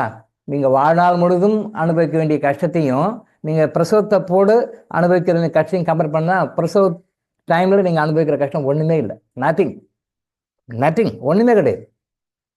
ஆனால் இதுக்கு பயந்துக்கிட்டு நீங்கள் சிசேரியன் பண்ணிட்டு வாழ்நாள் முழுசும் கஷ்டப்பட்டுருக்காங்க. இதான் நம்ம தமிழர்கள் அருமையாக படம் வச்சுருக்கிறாங்க. மூட்டை பூச்சிக்கு பயந்துட்டு ஊட்ட எரிச்ச கதைன்னு. மூட்டை பூச்சினா மூட்டை பூச்சி எடுத்து நசுக்கி போட்டால் போச்சு, இல்லை எடுத்து வெளியே போட்டால் போச்சு. அது இல்லை, மூட்டை பூச்சி இருக்குதுப்பா வீட்டில், நீ நெருப்பு வச்சு கொளுத்திருன்றோம் இல்லையா? அதுதான் நம்ம அருமையாக பழமொழியெல்லாம் ரொம்ப அருமையாக தான் சொல்லியிருக்காங்க தமிழர்கள். சும்மாலாம் சொல்ல முடியாது. இதெல்லாம் இந்த மாதிரிலாம் பார்த்து அனுபவிச்சு சொல்லியிருக்காங்க. நம்மள மாதிரி வடிகட்ட முட்டாளங்களாம் வருங்காலத்தில் வாழ்வாங்க, அந்த முட்டாளங்களுக்கு நம்ம ஒரு மெசேஜ் சொல்லுவோம் அப்படின்னு சொல்லிட்டு தெளிவாக சொல்லுவோம். மூட்டை பூச்சிக்கு பயந்து வீட்டை கொடுத்தின கதை. ஸோ எப்படி வாழணும்னு சொல்லி டிப்ஸ் சொல்கிறோம், அதை ஃபாலோ பண்ணுங்க. ஏற்கனவே சொன்ன விஷயம் தான், புது விஷயம் ஒன்றும் கிடையாது. ஏற்கனவே சொன்ன விஷயம் தான். இதெல்லாம் அந்த சகோதரி சொன்ன பிறகு அப்போ இன்னமும் அந்த அவேர்னஸ் இல்லையோ, இன்னமும் கஷ்டப்பட்டு இருக்காங்களோ அப்படின்னு சொல்கிறதுனால சரி இன்னைக்கு அதை பற்றி பேசுவோம்னு சொல்லி சொன்னேன் நான். அதாவது வீட்டில் வந்து பிறந்ததுலேருந்து சுகப்பிரசவம் தான் நடக்கணும், கஷ்டப்பிரசவம் எதுக்குமே தேவையில்லை. சிசேரியன் எப்பயுமே தேவையே இல்லை. நீங்கள் கரெக்டாக கன்சீவ் ஆனதுலேருந்து நீங்கள் என்னென்ன மாதிரி முறைகள்லாம் சரியாக ஃபாலோ பண்ணிங்கன்னா குழந்தை நார்மலாக பிறக்கும். அதே மாதிரி வலியெல்லாம் கிடையவே கிடையாது, வலியெல்லாம் கிடையவே கிடையாது. நீங்கள் சினிமாவில் தான் பில்டப் பண்ணி விட்டாங்க, அப்படி இப்படி அதெல்லாம் ஒன்றுமே கிடையாது, சுகமாக இருக்கும். இப்போ நீங்கள் ஒரு இன்ஜெக்ஷன் போட்டுக்கிறீங்க ஹாஸ்பிட்டலுக்கு, அழுதுட்டு ரொம்ப ஃபீல் பண்ணிட்டா போகிறீங்க, நறுக்குன்னு எடுத்து குத்துறா போட்டுக்கிறீங்கள, இன்ட்ராமஸ்குலர் இன்ஜெக்ஷன் ஐஎம் போடுறாங்கல்ல, நம்ம அது கூட போடுறதில்ல, ஐஎம் கூட தேவையில்லைன்னு சொல்கிறேன் நான். ஈவன் அக்குபஞ்சரில் போடுற நீடில் போடும்போது அந்த வலி கூட வரக்கூடாதுன்னு என்னுடைய கான்செப்ட். அது ஒரு சின்ன வலி கூட இருக்கக்கூடாது, அப்படி குணமாகணும். இறைவன் அப்படி தான் வச்சிருக்கிறார். நம்ம வகை இல்லாமல் நம்ம தப்பாக பண்ணிட்டு இருக்கோம். அப்போ நீங்கள் சம்மந்தப்பட்டு தான் போகிறீங்க, இன்ட்ராமஸ்குலர் இன்ஜெக்ஷன் போகிறீங்க, ஐஎம் போடுறாங்க, கையிலையோ காலையோ பட்டக்ஸ்லையோ போடுறாங்க, ரைட், ஓகே, ஜஸ்ட் ஒரு செகண்ட் ஒரு எறும்பு கடிக்கிற மாதிரி இருக்கும் அப்படி பாரு. அப்போல்லாம் சின்ன குழந்தைங்களாம் போகும்போது ஹாஸ்பிட்டலில் நீங்கள் பச்சை கலரை பாருங்கள், எதாவது மறக்கன்னு நினச்சிக்கோங்க, பச்சை கலரை பாருங்கன்னு சொல்லிட்டு நறுக்குன்னு ஊசி குத்துவாங்க, பார்த்துருக்கேன் நான். ஏன் அப்படின்னா அது அந்த கலரை பார்க்கும்போது டைவர்ஷன் ஆகும்போது அந்த கான்சன்ட்ரேஷன் குறைஞ்சி இந்த வலி சுருக்குன்னு போகிறது தெரியாதுன்றதுக்காக அப்படி சொல்லுவாங்க அந்த காலத்தில். இப்போ அப்படி தான் சொல்லுது, எடுத்தோடனே ஏற்றுறாங்க, அப்படி நீங்கள் எதை வேணாலும் நினச்சிக்கோன்னு சொல்லிட்டு ஏற்றிடுறாங்க. பட் அந்த பெயின் கூட இருக்கக்கூடாது. இருக்க முடியுமா? இருக்க முடியும். பட் இன்னைக்கு 100 பெண்கள் எடுத்துக்காங்க, சேலஞ்ச் பண்ணி சொல்லலாம். 100 பெண்கள் இந்த மாதிரி நான் 10 எடுத்துக்குவோம், 10 வேண்டாம், 100 வேண்டாம், 10 எடுத்துக்குவோம். 10 பெண்கள் நீங்கள் உங்கள் முன்னால் உங்கள் கண் முன்னால் படுறவங்களை எடுத்துக்கிட்டிங்கன்னா 8 பேருக்கு டெஃபினட்டாக மென்சஸ் சம்மந்த பிரச்சனை இருக்கும், டெஃபினட்டாக இருக்கும். சேலஞ்ச் பண்ணி சொல்லலாம், மாற்று கருத்தே இல்லை. ஒரு 2 பேர் தான் அபூர்வமாக இருக்கும், 10க்கு 2 தான், 10க்கு 2, அப்போ 100க்கு 80, 20% தான் தனியாக இருப்பாங்களே ஒழிய, பட் 80% பீப்புள் ஆர் சஃபரிங். அது கூட தப்பு. 9% வச்சுக்கலாம், 9 வச்சுக்கலாம், 90% வச்சுக்கலாம், 10க்கு 9 வச்சுக்கலாம். ஒருத்தர் தான் வந்து இருப்பாங்க, இல்லை 100 பேருக்கு 10 பேர் தான் கொஞ்சம் ஃப்ரீயாக இருப்பாங்க. ப்ராப்ளத்தை 3ஆக பிரிக்கலாம், ப்ரீ மேன்சுரல், மேன்சுரல், போஸ்ட் மேன்சுரல். இதை பிரிக்கிறாங்க. எப்படி டெவலப் ஆகி பாருங்க, நல்லதில் டெவலப் ஆகலை, இது பிரித்து டெவலப் பண்ணுறேன். அது மென்சுரலில் ப்ராப்பராக பிரித்து சொல்கிறாங்க. Pre menstrual syndrome, menstrual syndrome, post menstrual syndrome. Symptoms, pre menstrual symptoms, menstrual symptoms, post menstrual symptoms. அப்போ மென்சஸ் ஆரம்பிக்கிறதுக்கு ஒரு வாரம் முன்னாடி கை வலி, கால் வலி, முதுகு வலி, இடுப்பு வலி எல்லாம் வரும், அது ப்ரீ மேன்சுரல். மென்சஸ் டைமில் 3 to 5 நாள் அதில் நிறைய ப்ராப்ளம் இருக்கும். ப்ளீடிங் அதிகமாக போகுது, கம்மியாக போகுது, பெயினாக இருக்குது, மயக்கமாக இருக்குது, சாப்பிட முடியல, சாப்பாடு இறங்கல, டென்ஷன் ஆகிறோம், எமோஷன் ஆகிறோம், இதெல்லாம் ஒன்று. போஸ்ட் மேன்சல் இது முடிஞ்ச பிறகு இது சம்மந்தப்பட்ட ஒன்று இதே மாதிரி பிரச்சனைகள். கை வலிக்குது, கால் வலிக்குது, டயர்டாக இருக்குது, வீக்னஸாக இருக்குது, எமோஷன் ஆகுது, டென்ஷன் ஆகுது, கிடியாக இருக்குது, சாப்பிட முடியல, இதெல்லாம் நிறையா இருக்கும். இது 3மே இருக்கும். இது இது போயிட்டு முடிஞ்சாட மெனோபாஸ் கொண்டு வந்துட்டாங்க. மெனோபாஸ்ன்னா அது வந்து மாதவிலக்கு வந்து நிற்கிற பருவம், அது நிற்கும். பட் அது சாதாரண கேஷுவல் ப்ராசஸ். அது கேஷுவலாக நிற்கும், கேஷுவலாக போகும், அவ்வளோதான். அதை வந்து இன்னைக்கு ஒரு நோயாகவே கொண்டு வந்துட்டாங்க. இன்னைக்கு ஒரு மாடர்ன் ஃபீல்டில் இன்னைக்கு அது ஒரு நோயாகவே கொண்டு வந்துட்டாங்க. மெனோபாஸ் ஒரு நோய். அதுக்கு இப்படி இருக்கணும், அப்படி இருக்கணும், அதுக்கு கவுன்சிலிங், இதுக்கு மருந்து, இதுக்கு டேப்லெட்டு, அதுக்கு டானிக்கு அப்படின்னு சொல்லிட்டு அது ஒரு நோயாக கொண்டு வந்துட்டாங்க. மெனோபாஸ்னா ஒரு நோய். அப்படியா? மெனோபாஸா?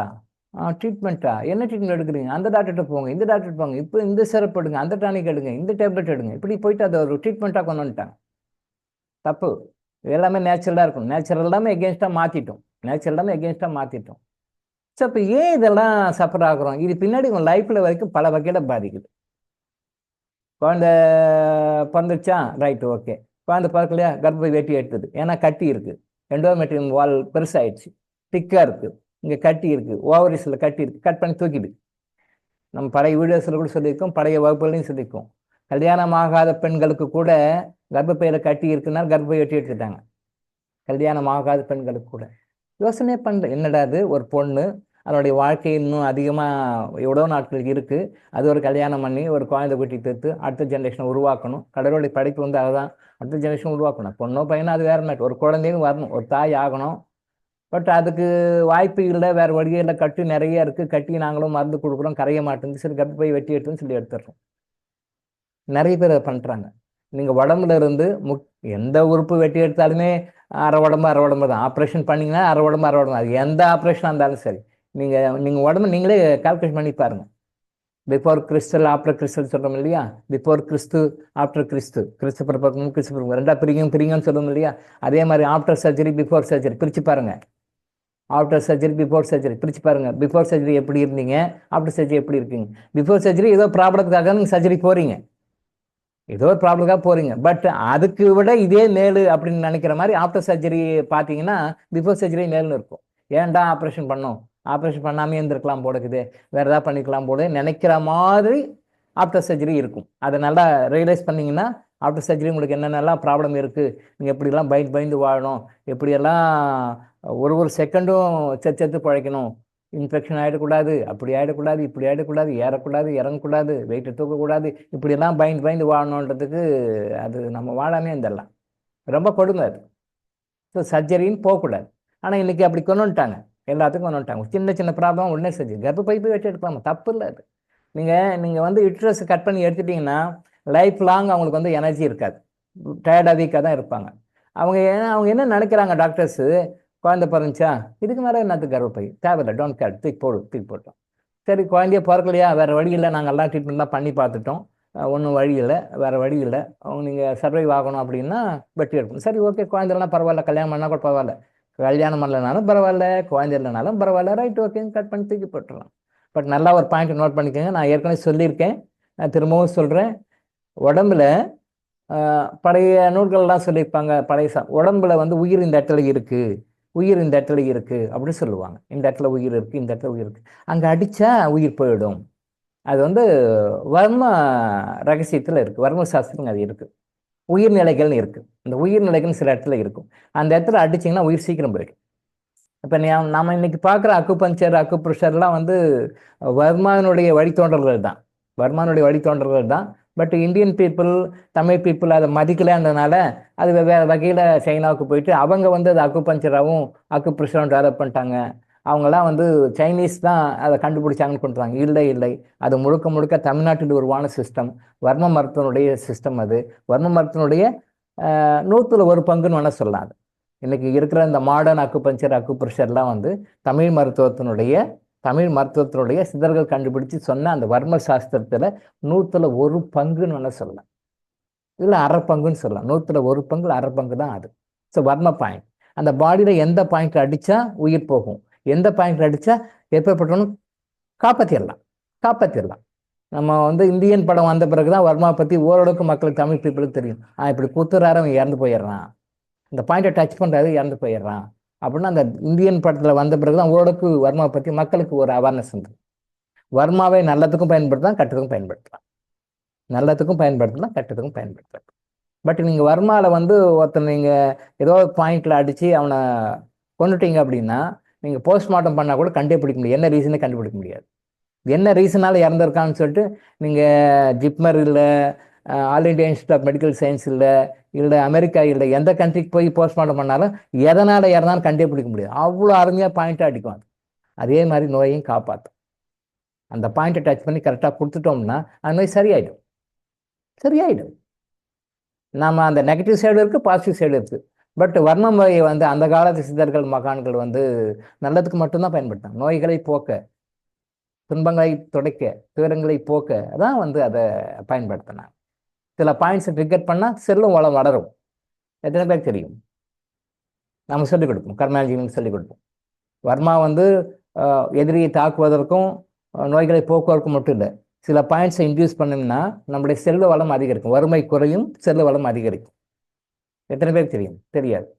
நம்ம கர்மாஜின்னு சொல்லிக் கொடுப்போம். எந்த பாயிண்ட்டை வந்து ட்ரிகர் பண்ணி எந்த பாயிண்ட்டை எப்படி ஹேண்டில் பண்ணால் உங்களுடைய வறுமை போகும், செல்வம் வரும் அப்படின்ற பாயிண்ட்டு வர்மாவில் இருக்கு, சொல்லிக் கொடுப்போம், சொல்கிறோம். இதை மாதிரிலாம் பண்ணணும், இது மாதிரிலாம் பாசிட்டிவ் பண்ணணும். பட் நெகட்டிவாகவே பயன்படுத்திட்டாங்க. இப்போ நிறைய விஷயங்கள் இருக்குது. இப்போ இந்த வர்மா பாயிண்ட் சொல்லும்போது தான் இந்த கர்ப்பப்பை சொன்னோம் இல்லையா, இந்த கர்ப்பப்பை இருக்குது, சில வர்மா பாயிண்ட்ஸ் இருக்குது. அந்த பாயிண்ட்டை நீங்கள் கட் பண்ணி தூக்கி வெளியே போட்டுட்டிங்கன்னா அந்த எனர்ஜி வந்து ஸ்டோர் ஆகாது. பெண்களை பொறுத்த வரைக்கும் அந்த உயிர்நிலை பாயிண்ட் சொல்லும்போது கர்ப்பப்பையில் தான் எனர்ஜி இருக்கும். அவங்க எத்தனை வயசானாலும், குழந்தையே பிறந்தாலும், குழந்தை பிறக்கலைன்னா கூட சார் இந்த பெண்மணிக்கு வந்து குழந்தை பாக்கியம் இல்லை சார், குழந்தை பிறக்கலாம் சார் அப்படின்னாலும் கூட அந்த கர்ப்பப்பை வந்து அவங்க கடைசி நிமிஷம் வரைக்கும் அந்த எனர்ஜி ஸ்டோரேஜ் பாயிண்ட் வந்து அதுதான். பெண்களுக்கு உயிர்நிலை அப்படின்னு சொல்லப்படுகின்ற எனர்ஜி பாயிண்ட் வந்து அங்கேதான். திரும்பவும் நல்லா மைண்டு பயிற்சிக்குங்க.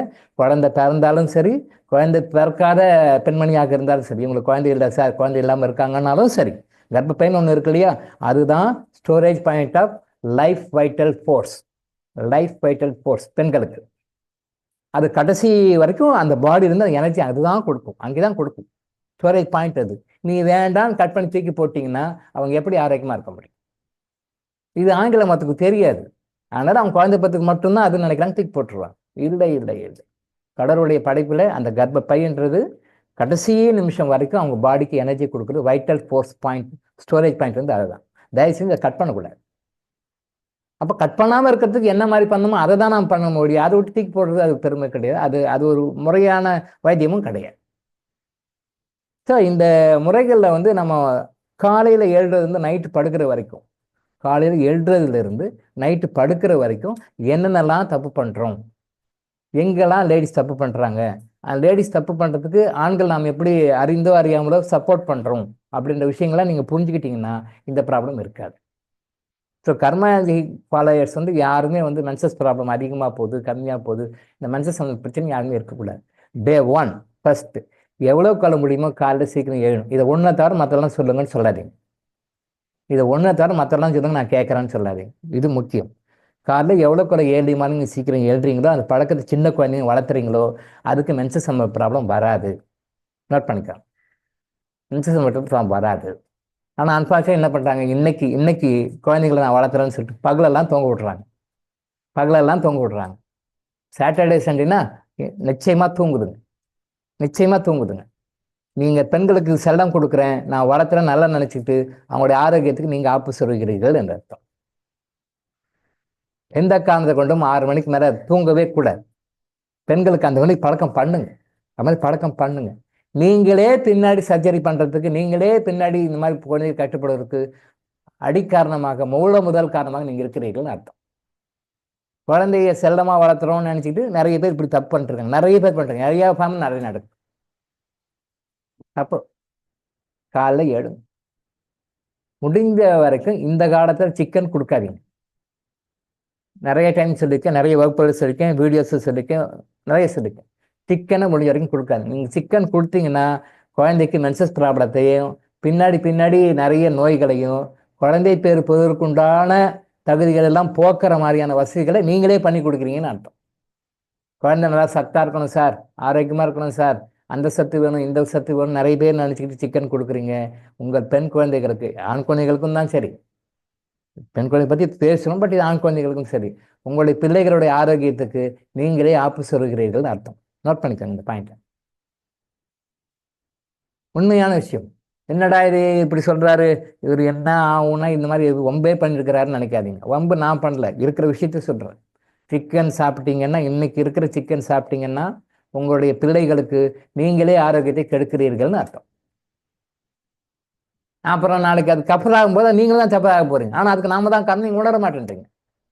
முட்டை வாங்கி கொடுக்குறீங்க, வயிற்றுல முட்டை வாங்கி கொடுக்குறீங்க, உங்கள் குழந்தைகள் சஃபர் ஆவதற்கு நீங்களே முட்டைகளை வாங்கி கொடுத்து உடல்களை கெடுக்கிறீர்கள்னு அர்த்தம். இந்த குழந்தைங்களுக்கு முட்டை இப்போ கொடுங்க கொடுங்க கொடுங்க, அதுங்க நாளைக்கு குழந்தை பார்த்துக்கிறதுக்கு லட்சக்கணக்கில் செலவு பண்ணணும். அதுக்கு first trial fail, second trial fail, மூணாவது ட்ரையல் சக்ஸஸ் ஆகுதோ இது பயந்து பயந்து வாழணும். அப்புறம் சக்ஸஸ். ஒரு குழந்தை பெற்றுக்கிறதுக்கு நீங்கள் லட்சக்கணக்கில் கோடிக்கணக்கு செலவு பண்ணணும். அதுக்கு ஆரம்பமாக நீங்களே பிள்ளையார் சொல்லி போடுறீங்க, முட்டை வாங்கி கொடுக்குறீங்க, சத்தா சாப்பிடும் மகளே, சத்தா சாப்பிடும் மகளே, நான் பார்த்து தாய் உன்னை அப்படி வளர்த்துறான், அப்பா உன்னை அப்படி வளர்த்துறான், நீங்களே உங்கள் குழந்தைகளுக்கு ஆப்பு சொல்கிறீர்கள் என்ற அர்த்தம். அப்படியே நான்வெஜ்ஜே சாப்பிட வேண்டாம், அப்படியே சாப்பிடணும், மட்டன் வேணா வாங்கி கொடுங்க. அது கூட நிறைய பேர் இப்போ வெள்ளாட்டு கறின்னு சொல்லிட்டு செம்மறி ஆட்டு கறி தான் கொடுக்குறாங்க. மாடனா மட்டன் சொல்லி வாங்கினா கொஞ்சம் ஓரளவுக்கு விஷயம் தெரிஞ்சவங்க, ஓரளவுக்கு மனசாட்சி உள்ளவங்க தான் அந்த வெள்ளாட்டு கறி சாப்பிட்றாங்களோ இல்லையா. மற்றபடி செம்மறி ஆட்டுக்கறி வெள்ளாட்டு கறின்னு சொல்லி விற்கிறாங்க, வாங்குறோம். செம்மறி ஆட்டுக்கறி உடம்புல இருக்கிற நோயை அதிகப்படுத்தும். சிக்கன் யார் சாப்பிட்டாலும் அவங்க உடம்புல நோய் இருக்கிறது அதிகப்படுத்தும். யார் எந்த நோய்க்காக எந்த ட்ரீட்மெண்ட் எடுத்தாலுமே சிக்கனை அவாய்ட் பண்ணணும். இது சத்து சாப்பிடுங்கன்னு மற்றவங்க சொல்கிறாங்க, அது தப்பு. சிக்கனை சாப்பிட்டீங்கன்னா யார் சாப்பிட்டாலும், நானே சாப்பிட்டாலும் கூட என் உடம்புல இருக்கிற நோய்களை அதிகப்படுத்தும். ஒரு லிமிட் வரைக்கும் தெரியாது, ஒரு லிமிட்டுக்கு மேலே ஓவராக போகும்போது நமக்கு சஃபரிங் வரும். சிக்கன் சூப்பு சாப்பிடு, அப்படி சாப்பிடு, இப்படி சாப்பிடு, தப்பு. பொதுவாகவே அனிமல் கிங்டம் சம்மந்தப்பட்டது எது சாப்பிட்டாலும் உங்களுடைய நோய் குணமாகாது, அதிகப்படுத்தும். இது நிறைய பேர் தெரியறது இல்லை. மட்டன் சூப்பு சாப்பிடுன்னு டாக்டர் சொன்னார் சார், சிக்கன் சூப்பு சாப்பிடுன்னு டாக்டர் சொன்னார் சார், இதை சாப்பிடுன்னு சொன்னார் சார் அப்படின்னு சொல்லி சாப்பிட்றீங்க. பொதுவாகவே முறையாக ஒரு நோய்க்கு மருந்து சாப்பிடும்பொழுது நான்வெஜ்ஜை அவாய்ட் பண்ணிங்கன்னா சீக்கிரம் ரெக்கவர் ஆகுங்க. இல்லைன்னா ஸ்லோவாக போவீங்க. நீங்கள் தான் ஸ்லோவாக போவீங்க. பணமும் செலவாகும், நேரமும் செலவாகும், அவஸ்தையும் அதிகமாகும். கொடுக்காது.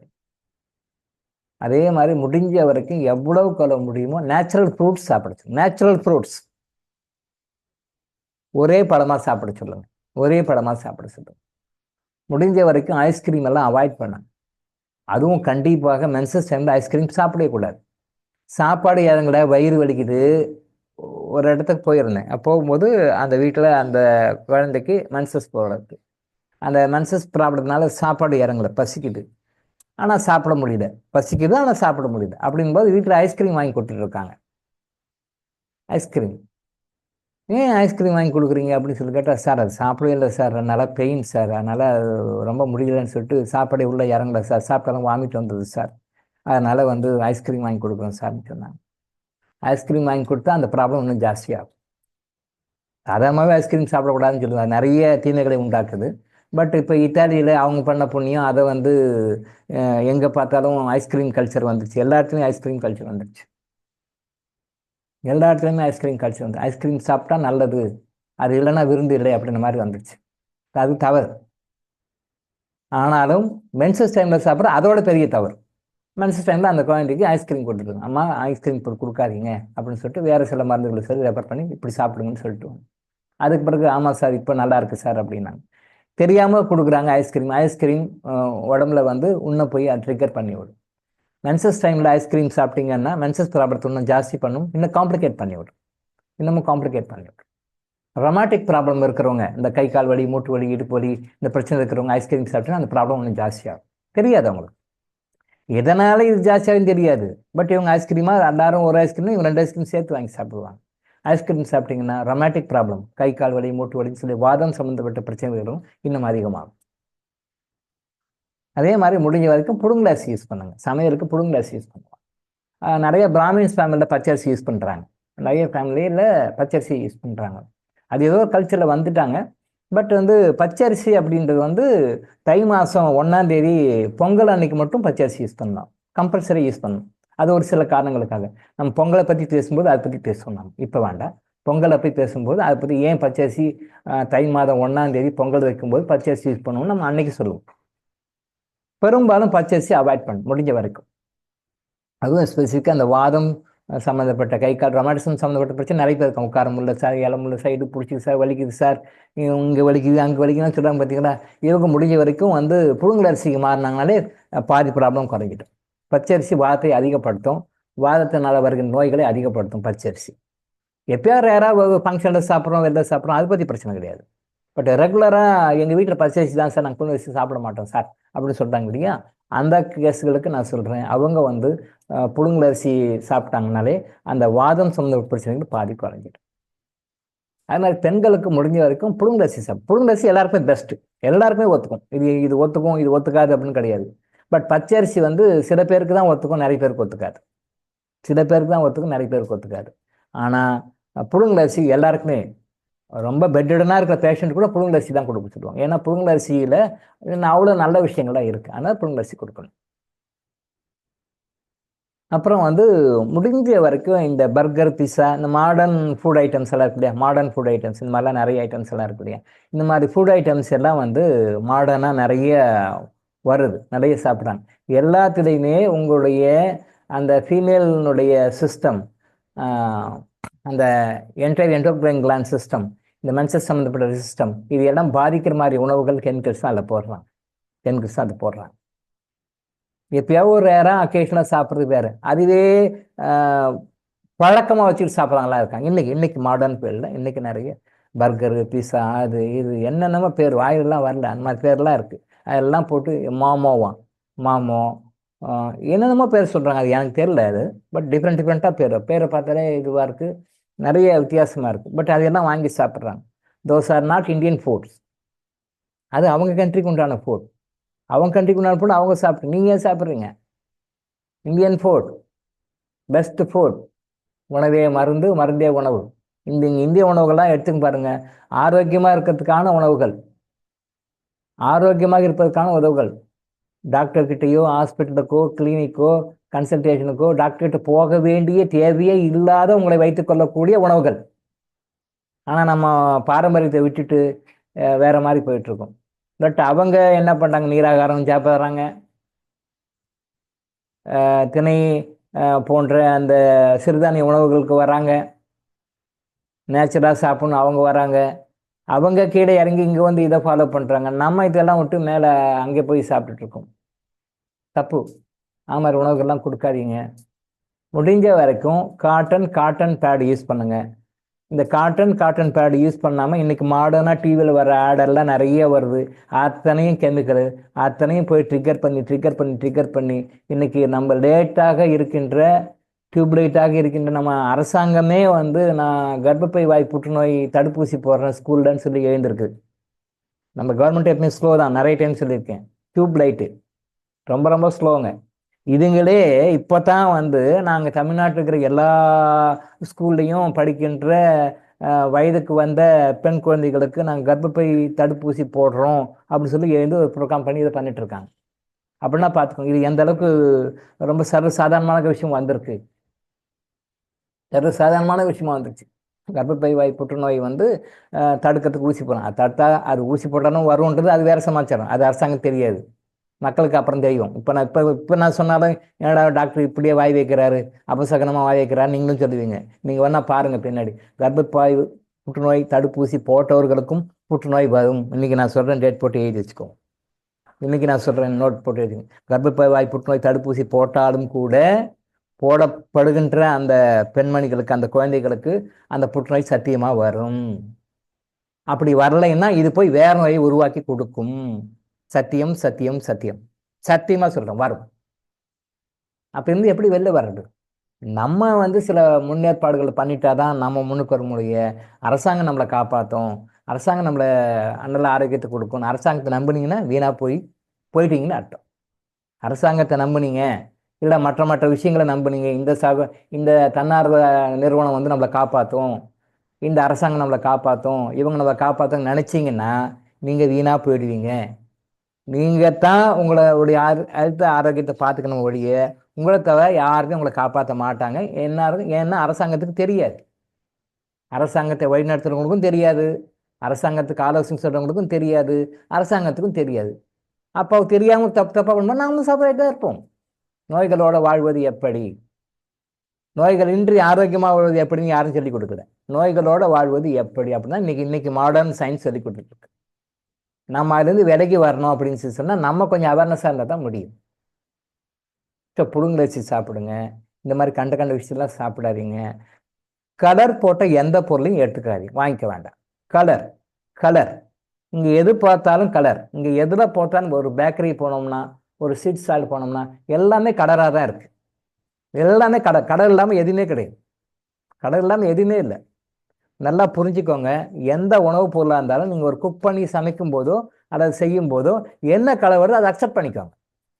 அது ஒரு கலர் வரும், இது ஒரு கலர் வரும், வர கலரை அக்செப்ட் பண்ணிக்கோங்க. நீங்கள் கலர் ட்ரீட்மெண்ட்ஸு கலரிங் ஏஜென்ட்னு சொல்லிட்டு எதையும் போடாதீர்கள். எது போட்டாலும் அது உடம்புக்குள்ள நோய்களை உண்டாக்கும். அது ஆண்கள் வகையிலையும் வருது, பெண்கள் வகையிலையும் வருது. இப்போ நம்ம பெண்களை பற்றி சொல்லிட்டு இருக்கோம். நன்சு சம்மந்தப்பட்ட பிரச்சனைகளையும், கர்ப்பப்பை சம்மந்தப்பட்ட பிரச்சனைகளையும், சினைப்பை சம்மந்தப்பட்ட பிரச்சனைகளையும், பொதுவாகவே மென்சஸ் அவங்களுடைய ஹெல்த் ஆரோக்கியம் சம்மந்தப்பட்ட அந்த பெண்களுடைய இனப்பெருக்க உறுப்புகள் சம்மந்தப்பட்ட நோய்களை இதெல்லாம் ட்ரிகர் பண்ணுதுன்னு நம்ம சொல்லிட்டு இருக்கோம். இது அப்போ அவங்களுக்கு மட்டும்தானே, மற்றவங்களுக்கும் உண்டு. இன்னைக்கு இந்த சப்ஜெக்ட் சொல்லலாமே அப்படின்றதுக்காக சொன்னேன். ஏன்னா என்னுடைய ஒரு விருப்பம் என்னென்னா, கர்மா ஹீலிங் ஃபாலோயர்ஸ் யாரும் பெண்கள் யாரும் மென்சஸ் ப்ராப்ளம் இருக்கக்கூடாது. மென்சஸ் அது ஒரு சாதாரணமான ஒரு சுகமான அனுபவமாக தான் இருக்கணும். உடைய கஷ்டப்படுகின்ற, வருத்தப்படுகின்ற, வலி வேதனைப்படுகின்ற ஒரு அனுபவமாக இருக்கக்கூடாது. கர்மா ஹீலிங் ஃபாலோயர்ஸில் இருக்கிற லேடிஸ் அப்படி இருக்கணும் எதிர்பார்க்கறனால நம்ம இந்த விஷயத்தை சொல்கிறோம். இன்னும் நிறைய இருக்குது, சற்று இன்னைக்கு கவர் ஆகாது, பட் அப்படி ஓட்டி காட்டுறேன் இன்னைக்கு. அது இன்னும் தெளிவாக நம்ம அதை பற்றி சொல்லுவோம். அதே மாதிரி நைட்டில் சீக்கிரம் படுத்து பாருங்கள். நீங்கள் ஒரு எக்ஸாம்பிள் ட்ரை பண்ணி பாருங்கள். இந்த மென்சஸ் ப்ராப்ளம் இருக்கிறவங்க, சைக்கிள் ப்ராப்ளம் இருக்கிறவங்க, ஓவர் ப்ளீடிங் அந்த பிரச்சனை, மென்சஸ் சம்மந்தப்பட்ட எனி ப்ராப்ளம், நீங்கள் நைட்டில் ஒரு 7 மணிக்கெலாம் சாப்பிட்டு 9 மணிக்கெலாம் படுத்து பாருங்கள். ஒரு மண்டலம் படுத்து பாருங்கள். உங்கள் உடம்புல இருக்கிற அந்த மென்சஸ் ப்ராப்ளம் சரியாகுதா இல்லையா பாருங்கள். பார்த்துட்டு செக் பண்ணிட்டு எனக்கு சொல்லும். தொடர்ந்து ஒரு 48 நாள் ட்ரையலுக்காக கரெக்டாக 9 மணிக்கெலாம் தூங்க போயிடணும். தூங்க போயிட்டு 9 மணிக்கெலாம் தூங்க போயிட்டு 12 வரைக்கும் சுண்ணாம்பு தடவிட்டு இருக்கக்கூடாது. 9க்கெல்லாம் படுக்க போயிட்டேன் சார், ஆமாம் சார் பெட்டுக்கு போயிட்டேன் சார், சரி தூங்கினேன் 12 மணிக்கு தூங்க, அதுக்கு நான் சுண்ணாம்பு தடவிட்டேன், அது இல்லை. 9க்கெல்லாம் போய் தூங்கிடணும். அந்த பழக்கத்தை உங்கள் வீட்டில் இருக்கிற அந்த பெண் குழந்தைகளுக்கு செஞ்சு பாருங்க, அவங்க தூங்க வச்சு பாருங்க. மென்சஸ் ப்ராப்ளம் குறைந்தபட்சம் 50% ஆகுது. விதவுட் எனி மெடிசன் சரியாகுதே இல்லையா பாருங்க. நான் நிறைய பேருக்கு ட்ரையல் பண்ணி அதை ரெக்கார்ட் ரெஜிஸ்டர் பண்ணியிருக்கேன். ஸ்பெசிஃபிக்காக மென்சஸ் ப்ராப்ளம் இருக்கிறவங்களுக்கு நைட்டில் சீக்கிரம் 7 மணிக்கெலாம் சாப்பிட வச்சுட்டு 9 மணிக்கெலாம் படுக்க வச்சிருக்கேன், தூங்க வச்சிருக்கேன், அவ்வளோதான். தூங்க வைக்கணும், அதை நான் ரெக்கார்ட் பண்ணியிருக்கேன். கிட்டத்தட்ட 48 பேருக்கு 50 பேருக்கு ரெக்கார்ட் பண்ணியிருக்கேன். மருந்தே இல்லாமல் சரியாக போச்சுங்க, மருந்தே இல்லாமல் சரியாக போச்சு. Minimum 50, maximum 95%. நல்லா பார்த்துங்க, இங்கே தான் நல்லா திருப்பி நோட் பண்ண வேண்டிய விஷயம். நான் எதுவும் மருந்தே கொடுக்கல அவங்களுக்கு, நான் மருந்தே அவங்களுக்கு கொடுக்கல.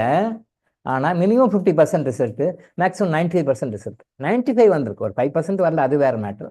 அது கொஞ்சம் மெடிக்கேஷன் தேவைப்படும், வேறு சில விஷயங்கள் தேவைப்படும். பட் மருந்தே இல்லாமல் சர்ஜரி தான் பண்ணணுங்க, கர்ப்பப்பை ரிமூவ் பண்ணியே ஆகணுங்க, ப்ளீடிங் நிறைய போகுது, ஆப்ரேஷன் பண்ணணும்னு சொன்ன கேஸ் நிறைய கேஸ்.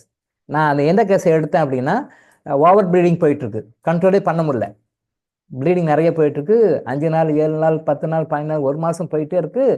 இன்னுமே அவங்களால ஒன்றும் ரெக்கார்ட் பண்ண முடியல. அவங்க என்ன சொல்கிறாங்க, ஆப்ரேஷன் தாங்க பண்ணணும், வேறு வழி இல்லைங்க. நம்ம ஆளுங்க அப்போ தான் கத்தி தூக்குவாங்க, உடனே ஆப்ரேஷன் பண்ணி தூக்கி போட்டுருக்கலாம்.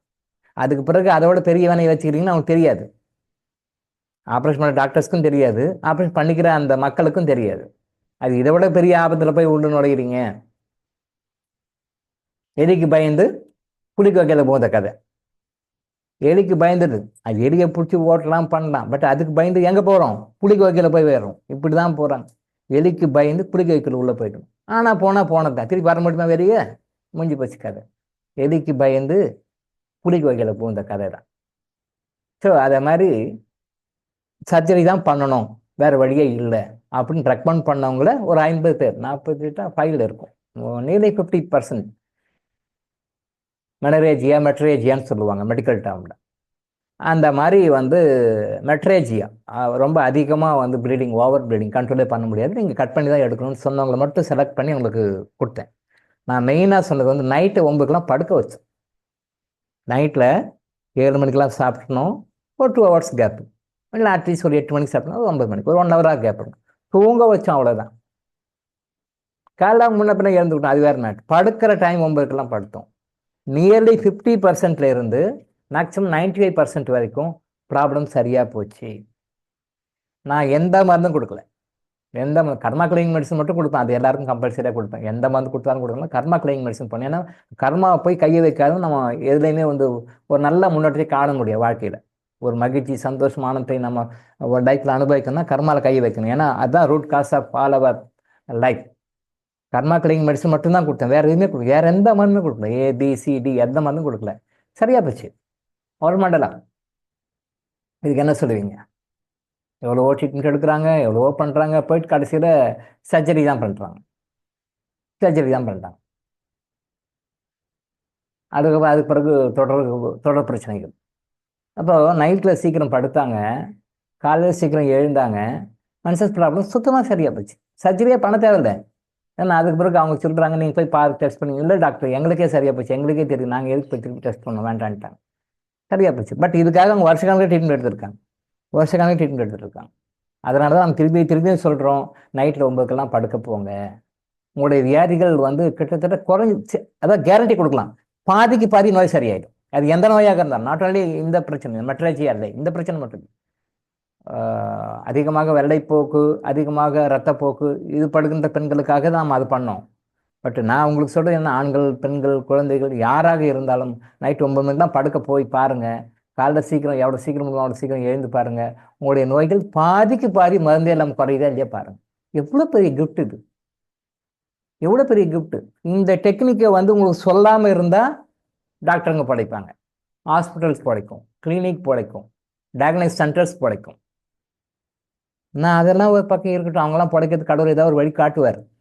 அவங்க படப்பில் மண்ணை போடல, அவங்க படப்பில் மண்ணை போடல. நம்ம கரெக்டாக ஜென்யூனாக பண்ணோம்னா இறைவன் நமக்கு ஏதாவது ஒரு வகையில் கொடுப்பார். இன்னைக்கு கூட காமாலை ஜாண்டிஸ்க்காக போனாங்கன்னா சில டாக்டர்ஸ், ரொம்ப ரேர், ரொம்ப டேர், சில பேர் சொல்லுவாங்க, ஐயா காமாலைக்கெல்லாம் எங்கிட்ட இங்கிலீஷ் வைத்தியத்தில் மருந்து இல்லை, அது நாங்கள் மருந்து கொடுத்தா அது உங்களுக்கு சாகடிச்சிடுவோம், அது வேண்டாம், எங்கிட்ட மருந்து இல்லை, நம்பி எல்லாம் வராதிங்க, நீங்கள் பேசாமல் ஒரு சித்தா ஆயுர்வேதாவில் எங்கேயாவது போத்து பாட்டு எங்கேயாவது மருந்து கொடுப்பாங்க, அதை வாங்கி சாப்பிட்டு சரி பண்ணிடுங்க அப்படின்னு சொல்கிற டாக்டர்ஸ் இன்றைக்கும் வேல்யூட் என்றவங்க இருக்காங்க, இன்றைக்கும் இருக்காங்க. ஏன்னா அவங்களுக்கு தெரியும், மனசாட்சி கட்டுப்பட்டு அவங்க வந்து எங்கள் ஆங்கில முறை மருத்துவத்தில் வந்து ஜாண்டிஸ்க்கு மருந்து இல்லை, அது சரி பண்ண முடியாது, ஆனால் நீங்கள் போங்க அப்படின்னு சொல்லிடுவாங்க. இந்த மாதிரி சொல்லி அட்வைஸ் பண்ணி நிறைய பேர் என்கிட்ட வந்திருக்காங்க. டாக்டர்ஸ் இந்த மாதிரி சொன்னாங்க சார், நான் போனேன் சார், பட் எங்ககிட்ட ட்ரீட்மெண்ட் இல்லை அப்படின்னு சொல்லியிருந்தோம். அவங்கள வந்து கிளேர் வாயின்ஸில் நான் ரெக்கார்ட் பண்ணியிருக்கேன், டாக்குமெண்ட் பண்ணியிருக்கேன், அது கிளேர் வாயின்ஸில். அப்போ அந்த டாக்டர் சொல்கிறாரு, இந்த பேஷண்ட் ட்ரீட்மெண்ட் கொடுத்தா அவங்களுக்கு வருமானம் வரும், லாபம் வரும். பட் அந்த வருமான லாபத்தெல்லாம் விட்டுட்டு அவங்க நல்லா இருக்கணுன்றதுக்காக வெல்விஷராக அதை வந்து விடுறாரு. அப்போது அந்த கன்சர்ன் பேஷண்ட்கிட்ட வர வேண்டிய கன்சல்டேஷன் ஃபீஸு, அந்த கன்சர்ன் பேஷண்ட் மூலமாக அவருக்கு வர வேண்டிய வருமானம் குறையுது. பட் இறைவன் பார்க்குறாரு, ஓ நீ வந்து இவங்களை பயன்படுத்தி காசு வாங்கணும், சம்பாதிக்கணும்னு நினைக்காம ஒரு ஆஸ் ஏ வெல்விஷராக நீ சொல்கிற பார்த்தியா, நீ வந்து ஒரு சித்த மருத்துவர்கிட்ட போ, ஆயுர்வேத மருத்துவர்கிட்ட போ, ஜாண்டிஸ்க்கு அங்கே தான் மருந்து இருக்குது, ஆங்கில முறை மருத்துவர் மருந்து இல்லை அப்படின்னு சொல்கிற பார்த்தியா, அதுக்கு ஹானர் பண்ணி இந்த கன்சர்ன் பேஷண்ட்கிட்ட ஒரு 1000 ரூபாய், ஒரு எக்ஸாம்பிளுக்காக ஃபார் யுவர் அண்டர்ஸ்டாண்டிங், ஒரு 1000 ரூபாய் அவருக்கு கிடைக்குது அப்படின்னா 10,000 ரூபாயாக அவருக்கு ஏதாவது வகையில் ஆசீர்வாதத்தை பாடுக்கு வர வச்சு கொடுத்துருக்காரு. நான் டாக்குமெண்ட் பண்ணியிருக்கேன், ரெக்கார்ட் பண்ணியிருக்கேன், கிளை வாயின்ஸில் பார்த்து கன்ஃபார்மாக ரெக்கார்ட் பண்ணியிருக்கேன். அவருக்கு தெரியாது, அவர் யதார்த்தமாக சொல்லிட்டார், நீங்கள் போங்கம்மா அங்கே போய் ட்ரீட்மெண்ட் எடுங்க, யாராவது ஒரு டாக்டர் கிட்ட பாருங்கள், சித்தாவோ ஆயுர்வேதா பாருங்கள், அதை போய் போக வேண்டான்னு சொல்லி அனுப்புகிறாரு. அவருக்கு வருமானம் லாஸ். பட் அங்கே இறைவன் பார்க்குறாரு, தங்கிட்ட வந்த பேஷண்ட்டை வந்து பணம் பண்ணணும், காசு பண்ணணும்னு நினைக்காம உண்மையை சொல்லி அனுப்புகிறார் பார்த்தியா. அதுக்காக இவர் சப்போஸ் அந்த பேஷண்ட் ட்ரீட்மெண்ட் கொடுத்தா கன்சல்டேஷன் ஃபீஸு ப்ளஸ் மெடிசன்ஸு சார்ஜஸ்ன்னு போட்டு ஒரு 1000 ரூபாய் அவர் சம்பாதிக்கிறாருன்னு வச்சுக்கோங்களேன், இல்லை ஒரு 2000 சம்பாதிக்கிறாருன்னு வச்சுக்கோங்க. அது மாதிரி குறைஞ்சபட்சம் 10 மடங்கு இறைவன் ஏதாவது ஒரு வகையில் அவர் ஆசீர்வாதம் பண்ணி கொடுத்துருக்கிறார், ரெக்கார்ட் பண்ணியிருக்கேன். எஸ், கடவுள் என்றைக்கும் கரெக்டாக அவர் செஞ்சிருவார். நம்ம கேட்கணுன்ற அவசியம், நம்ம கரெக்டாக செய்கிறோமான்றதான் முக்கியம்.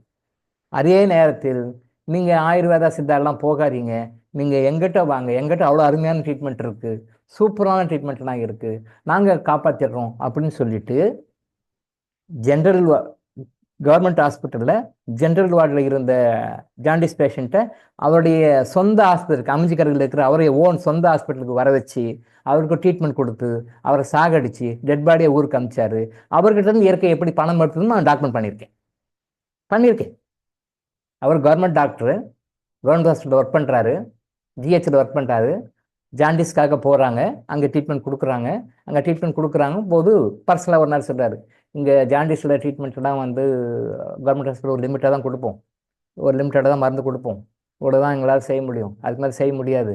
பட் நீங்கள் என்னுடைய ஹாஸ்பிட்டல் அமிஞ்சிக்கரையில் ஈவரப்பதியார் ரோட்டில் இருக்குது, அந்த ஹாஸ்பிட்டலுக்கு வந்துடுங்க, அட்மிட் ஆகிடுங்க, நீங்கள் அங்கேருந்து பக்கவாக ட்ரீட்மெண்ட் கொடுத்து நான் பண்ணுறேன் அப்படின்னு சொல்லிட்டு இங்கேருந்து டிஸ்சார்ஜ் பண்ண வச்சு அங்கே கொண்டு போய் அவங்க ஹாஸ்பிட்டலில் போய் அவர் ட்ரீட்மெண்ட் கொடுத்து அப்பயும் சொல்கிறாரு, இல்லை சார் ஜாண்டிஸ்னால் வேற எங்கெல்லாம் ட்ரீட்மெண்ட் எடுத்துக்கலாம் பார்க்குறோம் சார், ஏன்னா நிலம நாள் மோசமாயிட்டு தான் போகுது, நல்லா ஒஸ்ட் ஆகிட்டு தான் போகுது, வேற பண்ண அதெல்லாம் இல்லை, நாங்கள் காப்பாற்றிடுறோம்.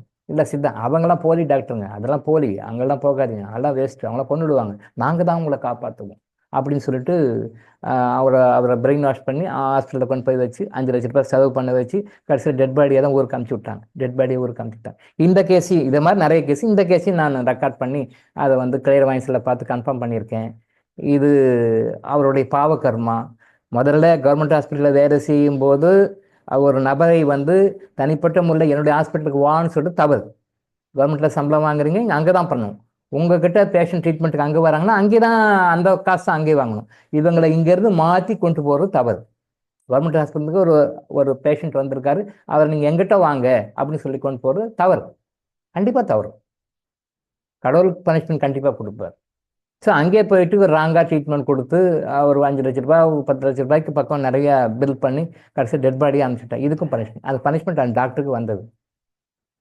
அவங்க குடும்பத்தில் வேறு சில பேருக்கு சில ஆக்சிடென்ட்டை கொண்டு வந்து இந்த பணத்தை மாதிரி பல மடங்கு வசூல் பண்ணிடுச்சு. அந்த டாக்டருடைய ஃபேமிலியில் ஒரு ஆக்சிடென்ட்டு, அந்த ஆக்சிடென்ட்டை கொண்டு வந்து இவர் எங்கிட்ட சம்பாதிச்சார் இல்லையா, இது மாதிரி 3 மடங்கு 4 மடங்கு செலவு பண்ண வச்சு காசு போயிடுச்சு. தெரியல அவருக்கு, ஏதோ ஆக்சிடென்ட் ஆகி போச்சு, பணம் செலவு பண்ண அவ்வளோதான். இப்படி சம்பாதிச்ச பணத்தை அப்படி சனீஸ்வரர் பகவான் எடுத்துட்டார். இப்படி சம்பாதிச்ச பணத்தை அது பெனால்ட்டி போட்டு 3 மடங்கு 4 மடங்கு 4 ரெக்கார்டில் நோட் பண்ணி வச்சுக்கணும், பார்த்தா தெரியும். 4 மடங்கோ 4.5 மடங்கோ போட்டு பணத்தை எடுத்துச்சு. கரெக்டாக செய்யும், வெற்றி செய்யும் இறைவன், வெற்றி செய்வார் சனி பகவான். இந்த மாதிரி தவறுகள்லாம் இருக்குது, இப்படியும் இருக்காங்க. ஸோ அந்த மென்சஸ் சம்மந்தப்பட்ட பிரச்சனைகள் வரும்போது இந்த மாதிரி எல்லாம் பணம் பண்ணுறவங்க இருக்காங்க. சர்ஜரி பண்ணுங்க, இதை பண்ணுங்க, அதை பண்ணுங்கன்னு சொல்கிறாங்க. டாக்டர்ஸ் தப்பு செஞ்சாலும் பனிஷ்மெண்ட் உண்டு, யாராக இருந்தாலும் பனிஷ்மெண்ட். நானே கூட தொழிலுக்கு புறம்பாக தர்மத்துக்கு புறம்பாக ஒரு விஷயத்தை நான் சொன்னேன், ஒரு விஷயத்தை வந்து என்ஃபோர்ஸ் பண்ணுறேன், கம்பல் பண்ணுறேன் அப்படின்னு நானே செய்தாலும் கூட, டாக்டர் இளங்கோவே செய்தாலும் கூட பனிஷ்மெண்ட் உண்டு. யாரும் எஸ்கேப் ஆக முடியாது. அதை நம்ம தெரிஞ்சோம்னா டாக்டர் செய்கிற தொழிலில் அந்த பக்குவம் வந்து ரொம்ப அதிகமாக இருக்கும். பணத்துக்காக ட்ரீட்மெண்ட் செய்யவே கூடாது, அதான் முக்கியமாக பணத்துக்காக ட்ரீட்மெண்ட் செய்யவே கூடாது. இவங்ககிட்ட பணம் வரும், இவங்ககிட்ட பணம் வராது, இவன் நமக்கு வேண்டப்பட்டவன், இவங்க நமக்கு வேண்டப்படாதவன், அப்படிலாம் பண்ணவே கூடாது. அது தர்மமே தனி. அது இன்னைக்கு யாரும் நிறைய பேர் ஃபாலோ பண்ணுறது ரொம்ப கம்மி, ரொம்ப rare. That's I they are also suffering. நீங்கள் பார்க்கும்போது டாக்டர்னு தெரியும், பட் உள்ள வேற எந்தெந்த வகையில் அவங்க சஃபர் ஆகிறாங்க உங்களுக்கு தெரியாது. நிறைய வகையில் சஃபர் ஆகிறாங்க. அண்ணா நகரில் ஒரு ஃபேமஸான டாக்டர், ஐ டாக்டர், 2 பேருமே ஹஸ்பண்ட் ஒய்ஃப், 2 பேருமே டாக்டர்ஸு. ஆனால் அவங்க பையனுக்கு கண் பார்வை தெரியாது. ஒரே பையன், ஒன்லி சன். கண்ணாடி கழட்டிட்டான்னா அவனுக்கு ஒன்றுமே தெரியாது. ஹவுஸ்மேடு வந்து பாத்ரூமுக்கு இருக்கு கண்ணாடி வரைக்கும் கண்ணாடி போட்டு கூப்பிட்டு போகும். அப்புறம் அதுவே குளிப்பாட்டும், குளிக்கும்போது மட்டும் கண்ணாடி கழட்டி குளிப்பாட்டி பையனை கூப்பிட்டு வரும். நடக்குது, இது இருக்கிற விஷயம். அது ஃபேமஸ் டாக்டர்ஸ், ஐ டாக்டர்ஸ், 2 பேருமே டாக்டர்ஸ். கோடிக்கணக்கில் பணம், காரு, பங்களா, ஹாஸ்பிட்டல் எல்லாமே இருக்குது.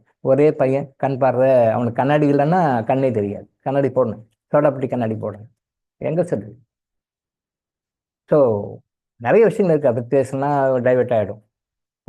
ஸோ இப்போ வந்து நீங்கள் கொஞ்சம் அவேர்னஸாக இருக்கிறீங்க, இந்த மாதிரி நிறைய விஷயங்கள்லாம் வந்து எனக்கு சொல்லுங்கள், நான் லைஃப்பில் ஃபாலோ பண்ணுறேன் நீங்கள் சொன்னீங்கன்னா நான் அதை கண்டினியூ பண்ணுறேன்.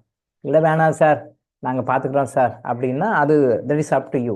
நீங்கள் எப்படின்னு சொல்லிட்டு வாட்ஸ்அப்பில் மெசேஜ் போடுங்க, ஃபர்தராக நம்ம அதை பற்றி பேசுவோம். நிறைய விஷயங்கள் நம்ம சொல்லுவோம். நான் சொல்லி நீங்கள் கேட்காம நீங்கள் பாட்டுக்கு நீங்கள் இருப்பீங்கன்னா அது நான் சொல்கிறது waste of time, waste of energy. ஆனால் நான் சொல்கிற விஷயங்கள ஃபாலோ பண்ணி மென்சஸ் ப்ராப்ளம் வந்து என் குடும்பத்தில் இல்லாத மாதிரி நான் வச்சுக்கிறேன், எங்கள் வீட்டுக்கு இருக்கிற எல்லா லேடிஸ்க்கும் சொன்னீங்கன்னா, இஃப் யூ ஆர் வில்லிங், நீங்கள் அது உங்கள் மெசேஜை வில்லிங்னஸை தெரிவித்து சொல்லுங்கள், ஆஃபீஸ்க்கு மெசேஜ் அனுப்பிச்சிடுங்க, ஃபர்தர் நம்ம கண்டினியூ பண்ணுங்க. சரியா? அடுத்து நாம் இன்னைக்கு சில கிறிஸ்டல்ஸ் நேற்று கிளாரிஃபிகேஷன் நம்ம சொன்னோம். இன்னைக்கு மற்ற டவுட்ஸை வந்து அதை கிளியர் பண்ணுவாங்க. ஸோ நீங்கள் கரெக்டாக ஃபாலோ பண்ணுறீங்க, நான்லாம் பண்ணுவேன், I am very very eager to follow this simple tips, பெரிய டிப்ஸ் எல்லாம் கிடையாது, சிம்பிள் டிப்ஸ் அப்படின்னு சொன்னீங்கன்னா திருப்பவும் நாளைக்கு நம்ம அதை கண்டினியூ பண்ணுவோம். சரியா? இப்போ நம்ம கிறிஸ்துவருக்கு வருவோம்.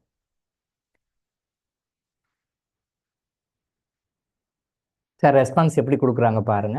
ஓகே ஃபேவராக கொடுத்தாங்க, நம்ம அதை பற்றி பேசிட்டோம். நான் சொல்ல பற்றி இல்லை, ஏன்னா என்னுடைய ஆர்வம் வந்து என்னன்னா, யாரும் ஒருத்தருக்கும் ஆஸ்பத்திரிக்கு போகக்கூடாது, டாக்டர் ட்ரீட்மெண்ட் வரக்கூடாது. நான் அடிக்கடி சொல்லுவேன், எங்கிட்ட கூட ப்ரிவென்ஷனுக்கு என்ன பண்ணலாம் டாக்டர் சொல்லுங்கன்னு கேட்கலாம். இதெல்லாம் வராமல் இருக்கிறதுக்கு என்ன பண்ணணும் டாக்டர், அது சொல்லுங்க டாக்டர். இது ப்ரிவென்டிவாக நாங்கள் என்ன மெடிசன் சாப்பிடணும் டாக்டர், மருந்தே உணவு உணவே மருந்து, அதுக்கு என்ன பண்ணணும் டாக்டர், அதுக்கு எங்கிட்ட கேளுங்க, அதுக்கு கன்சல்டேஷன் வாங்க, அது தப்பு இல்லை. பட் நோய் வந்துச்சு டாக்டர் இதுக்கு என்ன பண்ணலாம் அப்படின்னு சொல்லி மருந்து கேட்க வேண்டாம், அதை அவாய்ட் பண்ணுங்கன்னு சொல்லுவேன். அவாய்ட் பண்ண முடியுமா முடியாதா? கண்டிப்பாக முடியும், டெஃபினட்டாக முடியும், அதில் மாற்றுக்கருத்தே கிடையாது. முடியுமா முடியாதா? 99% முடியாதுன்னு எல்லாரும் சொல்லுவாங்க. பட் சித்தாவில் வந்து ஆயுர்வேதாவில் வந்து 100% பாசிபிள், முடியும், உங்களால் இருக்க முடியும். நீங்கள் ரெடியான்றது தான். நாங்கள் ரெடி, நீங்கள் ரெடியான்னு சொல்லுங்கள், நம்ம ரெடியாக இருந்து நாங்கள் லைஃப்பில் ஃபாலோ பண்ணுறோம் அப்படின்னா கொஞ்சம் ஸ்ட்ரெயின் எடுக்கணும். எதுக்காக ஸ்ட்ரெயின் எடுக்கணும்? ஃபாலோ பண்ண நாம நல்லா இருக்க போகிறோம், இல்லைன்னா நம்ம சஃபர் ஆக போகிறோம். So are you willing to live happily with full health or not அப்படின்றது நீங்கள் சொல்லுங்கள், ஃபர்தராக ப்ரொசீட் பண்ணுங்க. ஓகேவா? 8வது கேள்வி, நிறைய கேள்வி கேட்டிருந்தார் சகோதரர் ஜெயக்குமார் அவர்கள்.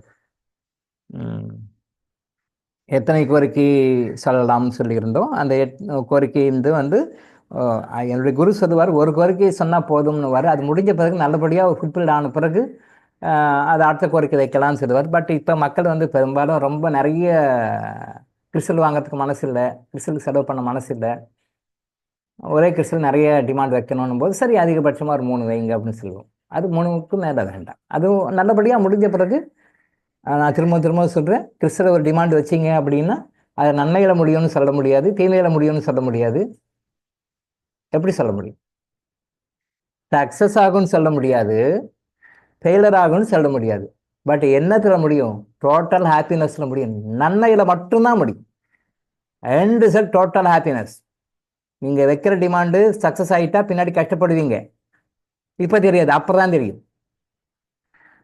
நீங்கள் வைக்கிற டிமாண்டு ஃபெயிலர் ஆனால் பின்னாடி சந்தோஷப்படுவீங்க, ஹாப்பியாக இருக்கும், அதுக்கு தெரியும் எல்லாமே, பாஸ்ட் ப்ரெசன்ட் ஃபியூச்சர் எல்லாமே தெரியும்.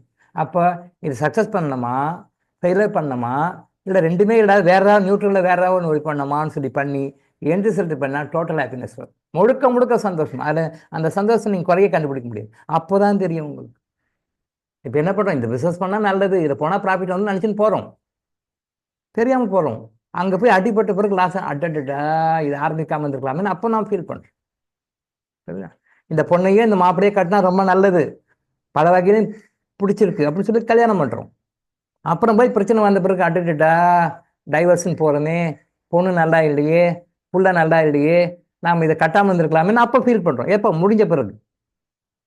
அது முன்னாடியே ஃபைனலைஸ் பண்ணி முன்னாடியே அது வேண்டாம் வேணும்னு சொல்லி மாதிரி பண்ணிட்டு இருந்தா நல்லது தானே, அப்போ நமக்கு தெரியாது இல்லை. சரியா? இந்த மாதிரி நிறைய விஷயங்கள் இருக்குது, நம்ம என்னமே அனுபவப்பட்டு பட்ட பிறகு தான் புத்தி வருது. ஆனால் அது படாமையே முன்னாடியே நமக்கு வந்து அட்வான்ஸாக கிறிஸ்டல் காட்டி கொடுத்து இந்த ரைட்டில் போ, இந்த ரைட்டில் லெஃப்டில் போ, இப்படி போ அப்படி போன்னு சொல்லி சரியான சேனலில் கரெக்டாக நம்முடைய கர்மாவுக்கு தகுந்த மாதிரி நம்மளை கரெக்டாக பாசிட்டிவாக கொண்டு போய் சேர்த்துருக்கிறோம். ஸோ அதான் கிறிஸ்டனுடைய பெரிய பெனிஃபிட். சரியா? வெளியில் போய்விட்டு வந்தால் கிறிஸ்த சுத்தம் செய்ய வேண்டுமா? வெளியில் போயிட்டு வந்தால் கிறிஸ்து சுத்தம் செய்ய வேண்டுமான்றது கிடையாது, நம்ம கூடவே இருக்கணும். நம்ம வெளியே போகும்போது கண்டிப்பாக இருக்கணும். சில பேர் சொல்லுவாங்க, சார் நான் வீட்டில் இருக்கும்போது கிறிஸ்டல் யூஸ் பண்ணிக்கிறேன், வெளில போகும்போது கிறிஸ்டலை விட்டுட்டு போயிடுறேன் சார் சொல்கிறாங்க சில பேர். நீங்கள் வீட்டில் இருக்கும்போதும் இருக்கணும், பட் வெளில போகும்போது கண்டிப்பாக கூட கிறிஸ்டல் இருக்கணும். நீங்கள் வீட்டில் இருக்கும்போதும் இருக்கணும், பட் வெளில போகும்போது கண்டிப்பாக உங்கள் உடம்புல கூட கிறிஸ்டல் இருக்கணும்.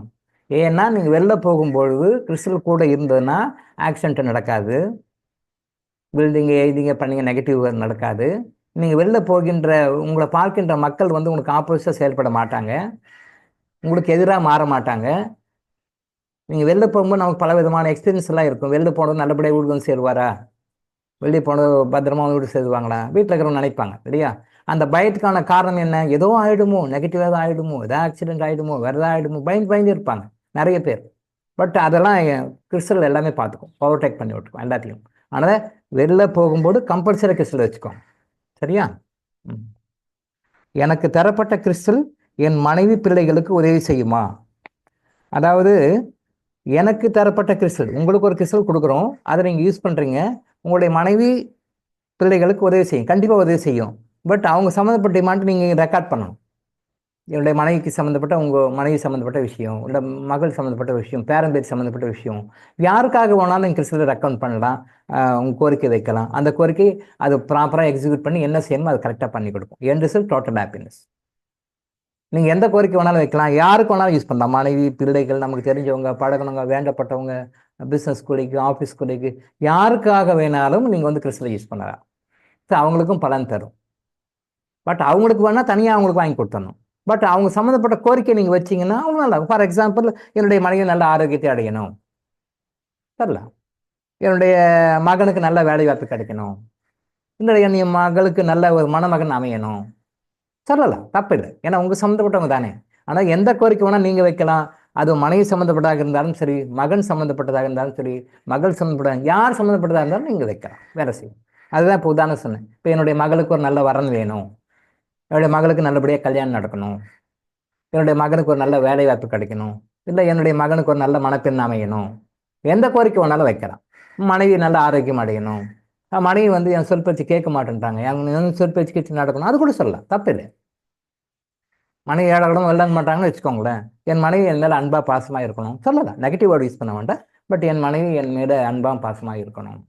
பெண்களை பொறுத்த வரைக்கும் அப்படியும் சொல்லலாம், என்னுடைய கணவர் வந்து என் மேலே அன்பாகவும் பாசமாக இருக்கணும், என்னை புரிஞ்சு நடந்துக்கணும் அப்படின்னு சொல்லி பெண்களும் கோரிக்கை வைக்கலாம்.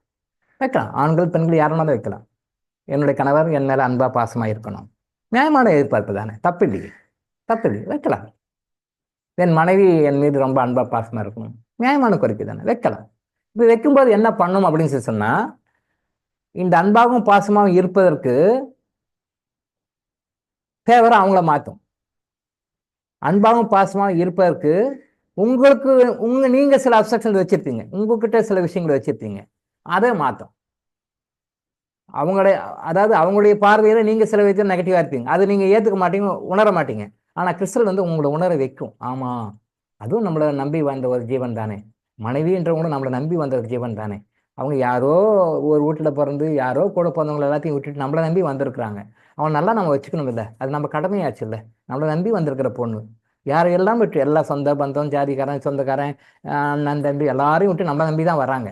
அப்போ அவங்க நல்லபடியாக நம்ம வச்சு அவங்கள வந்து காப்பாற்றணும், கடைசி வரைக்கும் நல்லா வச்சுக்கணும், அது நம்ம கடமை. அப்போது நம்மக்கிட்ட இருக்கின்ற சில தேவையில்லாத குணங்கள், தேவையில்லாத பழக்கங்கள், இதெல்லாம் மாற்றிக்கிட்டு அவங்ககிட்ட அன்பாக இருக்கணும், அந்த உணர்வை வந்து உங்களுக்கு வர வைக்கும். சார், இது எத்தனை பேர்கிட்ட இப்போ அட்வைஸ் பண்ணாலும் கிடைக்காது. கிறிஸ்தன் உங்களை அதை உணர வைக்கும். கிறிஸ்தன் அந்த உணர வைக்கும். மனைவிமார்களுக்கும் அப்படி தான். கணவன் நல்லா இருக்கணும், அன்பாக இருக்கணும், பாசமாக இருக்கணும் போது, கணவன் மேலே அன்பாக பாசமாக இருக்க முடியாமல் நீங்கள் சில கேரக்டர் வச்சுருப்பீங்க, உங்ககிட்ட இருக்கும். அந்த குணங்களை மாற்ற வச்சுக்கும். ஏன்னா கணவன் அப்படின்றவர் அவர் வந்து 2 ரோல் வச்சிருக்கிறாரு. அவர் பிறந்த வீட்டில் அம்மாவையும் பார்க்கணும், மனைவியாக உங்களையும் பார்க்கணும். 2 ரோல் இருக்கு அவருக்கு. அம்மாவும் ஒன்று தான், நீங்களும் ஒன்று தான், ரெண்டுமே ஒன்று தான். அம்மாவையும் பார்க்கணும், மனைவியும் பார்க்கணும். தாயா தாரமா, ஏதோ தமிழ் சினிமா படம் பேர் கூட இருக்குல்ல, தாயா தாரமா. தாயும் முக்கியம், தாரமும் முக்கியம், 2 பேருமே முக்கியம்.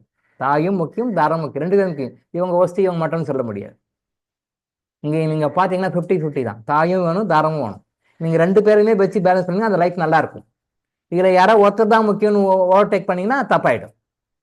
எனக்கு வந்து மனைவி எல்லாம் முக்கியம் இல்லை, அம்மா தான் முக்கியம், ஏன்னா அம்மா தான் என்னை பெற்று வளர்த்து ஆளாக்குனாங்க, மனைவி முக்கியம் இல்லை அப்படின்னு சொன்னாலும் தப்பு. தப்பு இல்லை. அம்மா தேவையில்லை, டோன்ட் கேர், மனைவி தான் எல்லாம் பார்த்துக்க போகிறா, எல்லாம் தேவையான எனக்கு தேவையான எல்லா விஷயங்களும் கொடுக்குறாங்க, எனக்கு தேவையான எல்லா சுகங்களையும் கொடுக்குறாங்க, எனக்கு தேவையான எல்லா இன்பங்களையும் கொடுக்குறாங்க, எனக்கு மனைவி தான், உன் அம்மா தேவையில்லை, டோன்ட் கேர், முதியோர்களுக்கு போ அப்படின்னு சொன்னாலும் வில் பி பனிஷ்ட். ஆண்களை பொறுத்த வரைக்கும் 2 ரோல், 2யுமே ஈக்குவலாக வச்சுக்கணும். 2 பேருமே ஈக்குவலாக வச்சுக்கணும். தாயும் முக்கியம், தாரமும் முக்கியம், 2 பேருமே முக்கியம். இதில் வந்து நோ பார்ஷியாலிட்டி பார்க்கக்கூடாது. நீங்கள் இது இப்படி பேலன்ஸ் பண்ணீங்கன்னா நீங்களும் நல்லா இருப்பீங்க, உங்களுடைய தாயும் நல்லா இருப்பாங்க, உங்களுடைய மனைவியும் நல்லா இருப்பாங்க, உங்கள் குடும்பமும் நல்லா இருக்கும், உங்கள் வாரிசும் நல்லா இருக்கும், எல்லாருமே நல்லா இருப்பாங்க. இங்கே நம்ம சொதப்பணும்னா எல்லாமே சாதிப்பிடும். இது நிறைய பேர் தெரிய மாட்டேங்குது. பெரும்பாலும் மனைவி பக்கம் ஃபேவராக அந்த அம்மாவை டீலில் விட்டுறாங்க, இல்லைன்னா அம்மா மேலே ரொம்ப பாசமாக இருந்து மனைவி விட்டுறாங்க. இது நிறைய பேர் பண்ணுறாங்க, நிறைய ஃபேமிலியில் இது நடக்குது. ரெண்டையும் பேலன்ஸ் பண்ணி கொண்டு போகணும். கர்மாந்தியும் ஃபாலோவர்ஸாக அதை ஃபாலோ பண்ணுங்க. அம்மாவும் முக்கியம், மனைவியை ரொம்ப தூக்கி வச்சு ஆடக்கூடாது. அதே மாதிரி மனைவியும் ரொம்ப முக்கியம், அம்மாவை தூக்கி வச்சு ஆடக்கூடாது. ஸோ ரெண்டு பேரையுமே பேலன்ஸ் பண்ணி கரெக்டாக கொண்டு போகணும். அதை கொண்டு போங்க. அதில் ஏதாவது ஹார்டல்ஸ் இருக்குது, ப்ராப்ளம் இருக்குது அப்படின்னு சொல்லி சொன்னால் நீங்கள் கிறிஸ்டல்கிட்ட டிமாண்ட் வைங்க, அதை கரெக்ட் பண்ணி கொடுக்கும். அதை உங்களால் ஃபைன் டியூன் பண்ணி தெரிஞ்சிக்க முடியலன்னா கான்டாக்ட் பண்ணுங்கள், நான் ஐ வில் கைட் யூ. சரியா? கிறிஸ்டல் உங்களுடைய வாழ்க்கையை செம்மைப்படுத்துவதற்காக, நீங்கள் ஒரு நிமிடம் சந்தோஷமாக இருப்பதற்காக என்ன உண்டோ அதெல்லாம் பண்ணி கொடுக்கும். ஸோ வைக்கலாம் சார். மனைவி பிள்ளைகளுக்கு உதவி செய்யும். கிறிஸ்டல் எந்த இடத்தில் வைத்து சுத்தம் செய்யணும்? சுத்தம் செய்த கிறிஸ்டலை 24 மணி நேரம் எங்கு வைக்கணும்? கிறிஸ்டல் எந்த இடத்தில் வைத்து சுத்தம் செய்யணும்? சுத்தம் செய்த கிறிஸ்டலை 24 மணி நேரம் எங்கு வைக்கணும்? அப்படி கிடையாது. கிறிஸ்டலை எங்கே வேணாலும் வச்சு க்ளீன் பண்ணிக்கலாம். இங்கே தான் அங்கே தான்ன்ற ஒன்று இடம்லாம் கிடையாது. எந்த இடத்துல இருந்தாலும் க்ளீன் பண்ண அந்த இடம் நீட்டாக பர்ஃபெக்டாக இருக்கணும், அவ்வளோதான். எங்கேனாலும் க்ளீன் பண்ணலாம். அந்த சுத்தம் செய்த கிறிஸ்டல் அந்த 24 ஹவர்ஸ் சுத்தம் செய்யறதுக்காக போடுறோம் இல்லையா, அது வேறு யாரும் எடுத்து யூஸ் பண்ணாமல், வேறு யாரும் எடுத்து ஹேண்டில் பண்ணாமல் தனியாக ஒரு இடத்துல சேஃபாக வைங்க. நீங்கள் கிறிஸ்டல் யூஸ் பண்ணுறது இப்போ சப்போஸ் கிச்சனில் வச்சிங்கன்னு வச்சுக்கோங்களேன், அவங்க என்னமோ ஏதோன்னு சொல்லி எடுத்து ஊற்றிடுவாங்க, போட்டுவிடுவாங்க. கிறிஸ்டல்னு தெரியாது, சால்ட் வாட்டர்னு தெரியாது, அது ஏதாவது எடுத்து ஊற்றிடுவாங்க. ஸோ அதை நீங்கள் அந்த 24 hours minimum 24 hours maximum extra போடலாம். அது போடும்போது தனியாக ஒரு இடத்துல டிஸ்டர்பன்ஸ் இல்லாமல் தனியாக ஒரு இடத்துல ஏதாவது ஒரு இடத்துல எங்கள் வீட்டில் எங்கே வேணாலும் கன்வீனியன்ட் எங்கே வச்சா சேஃப்டியோ அங்கே வச்சுடுங்க. எங்கே வச்சா சேஃப்டியோ அங்கே வச்சுடுங்க. அப்படி உங்களுக்கு மற்ற இடத்துல வைக்கிறதுக்கு டவுட்டாக இருக்குன்னா பூஜை அறையில் கூட வைக்கலாம், தப்பு கிடையாது. உங்கள் பூஜை அறை, சாமி அறை சொல்லுவாங்க இல்லையா, அந்த மாதிரி ரூமில் கூட தனியாக வச்சிடணும். பட் யாரும் அதை யூஸ் பண்ண வேண்டாம். அது 24 ஹவர்ஸ் ஆன பிறகு அதை எடுத்துன்னு போய் சேஃபாக நீங்கள் கிளியர் பண்ணுற வரைக்கும் அதை யாரும் ஹேண்டில் பண்ண வேண்டாம். யாராவது ஒத்தராகவே ஹேண்டில் பண்ணும். யார் கிறிஸ்டல் யூஸ் பண்ணாங்களோ அவங்க மட்டுமே ஹேண்டில் பண்ண மாதிரி பண்ணி கொடுங்க முடிஞ்ச வரைக்கும். சப்போஸ் அவங்களால முடியாதுன்ற சூழ்நிலையில் வேறு யாராவது கேர்டேக்கர் யாராவது இருந்தீங்கன்னா அவங்க பண்ணிக்கலாம். பட் எங்கே வேணாலும் பண்ணலாம். அது சேஃபாக வைங்க. ஏன்னா அது தண்ணி சிந்த வேண்டாம். அது இருக்கிறதால உங்கள் நெகட்டிவ் எடுத்துக்கிட்டே இருக்கும். அது ஸ்ப்ரெட் பண்ணால் அது நெகட்டிவ் அது. ஸோ அதை டோட்டலாக டிஸ்போஸ் பண்ணி நம்ம சிங்கில், பப்ளிக் சிங்க்லேயும், டாய்லெட் பேசின்லேயும், கிச்சனை தவிர மற்ற பேசினில் டிஸ்போஸ் பண்ணலாம். அந்த வசதி இல்லாதவங்க எங்கேயே கால்படாத இடத்துல, ரூரல் ஏரியாவில், வில்லேஜ் ஏரியாவில் இருக்கிறவங்க கால்படாத இடத்துல தனியாக ஊற்றணும். செடி மேலே, மரத்து மேலே ஊற்றக்கூடாது. ஸோ அதுதான் சரியா. 24 ஹவர்ஸு எங்கேனாலும் வைக்கலாம், சேஃபாக வைக்கணும், அவ்வளோ, வேற ஒன்றும் இல்லை. கிறிஸ்டலை வீட்டில் வைத்து விட்டு வெளியே இருக்கும்போது உதவுமா? நல்ல கேள்வி. அதாவது கிறிஸ்டலை எப்பயுமே கூட இருக்கணும், நம்ம கூட. அதுவும் வெளில போகும்போது கண்டிப்பாக இருக்கணும்னு சொல்லியிருக்கேன்.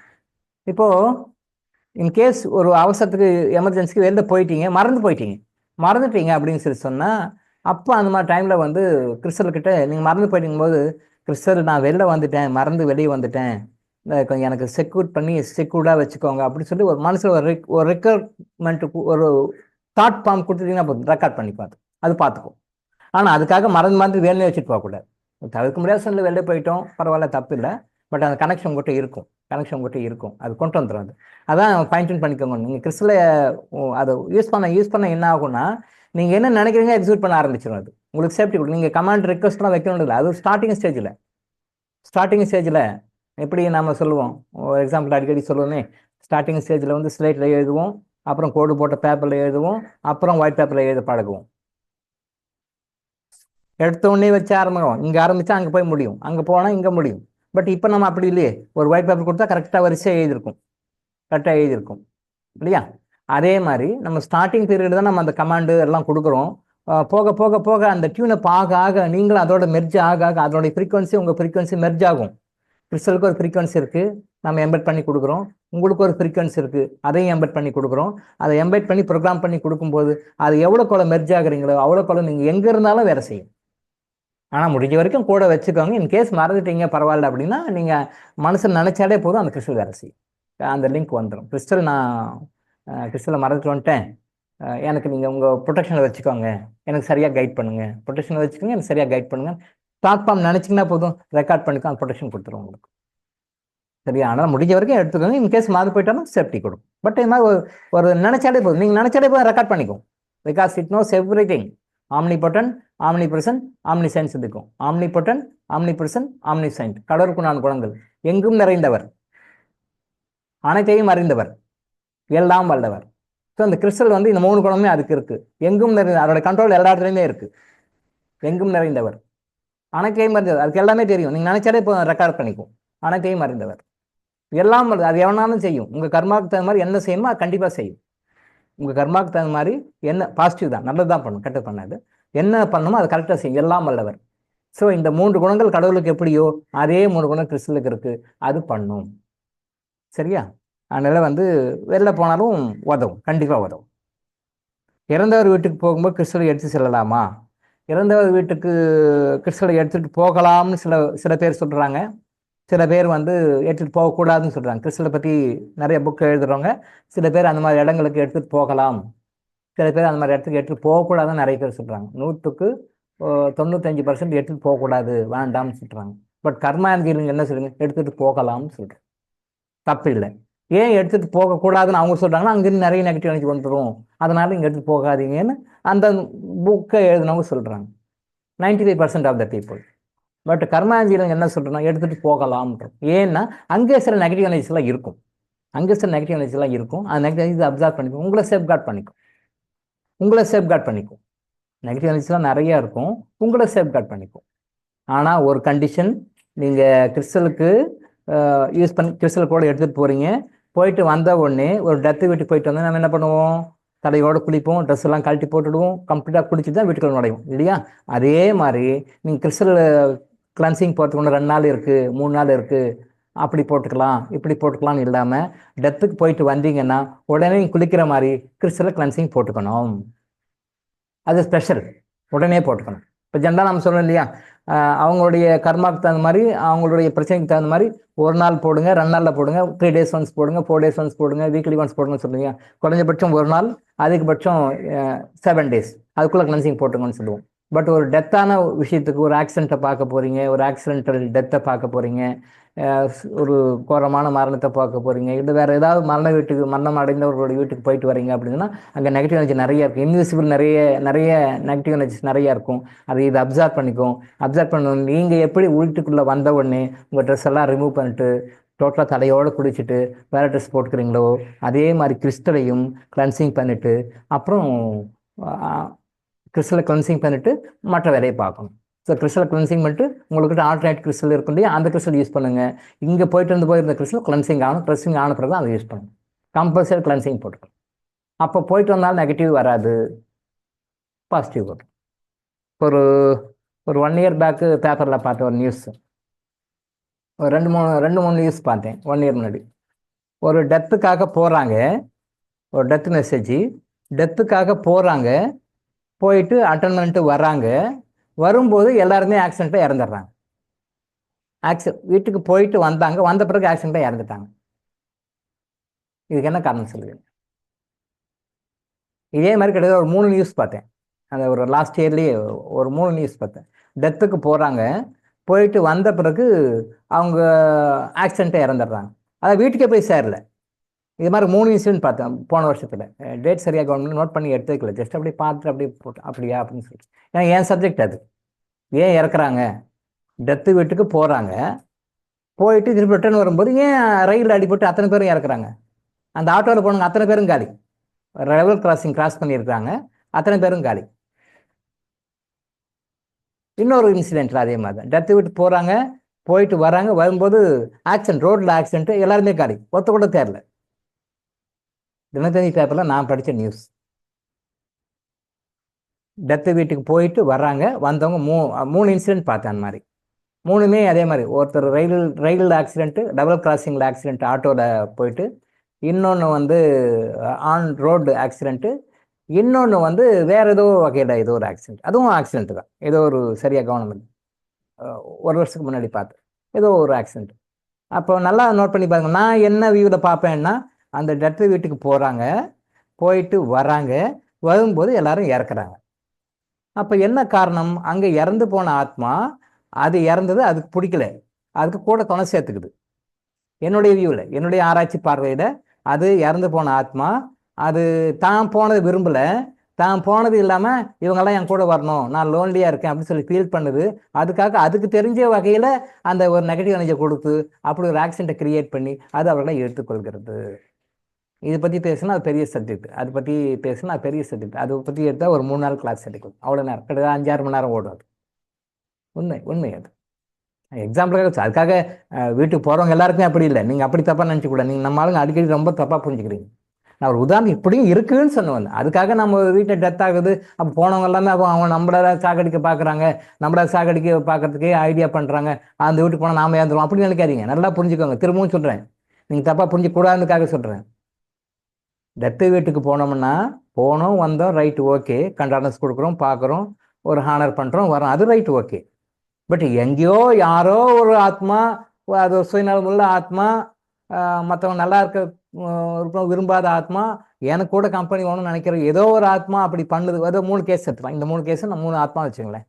அந்த 3 கேஸ் பண்ண ஆத்மாவுக்காக ஒட்டுமொத்தமாக எல்லாருக்கும் ஒரு முத்திரை குத்தக்கூடாது. அப்படி இல்லை, அது தப்பு. அப்படி தப்பாக நீங்கள் புரிஞ்சிக்கூடாது. அந்த நெகட்டிவ் கர்மா எனக்கு வந்துடும். அப்புறம் கர்மா பற்றி பேசுகிறோம், நம்ம கரெக்டாக கர்மா ஹேண்டில் பண்ணணும். இது ஒரு அவேர்னஸ்க்காக இப்படியெல்லாம் இருக்குன்னு சொல்ல வந்தேன் நான். ஆனால் அதுக்காக எல்லா இடத்துலையுமே அப்படி கிடையாது.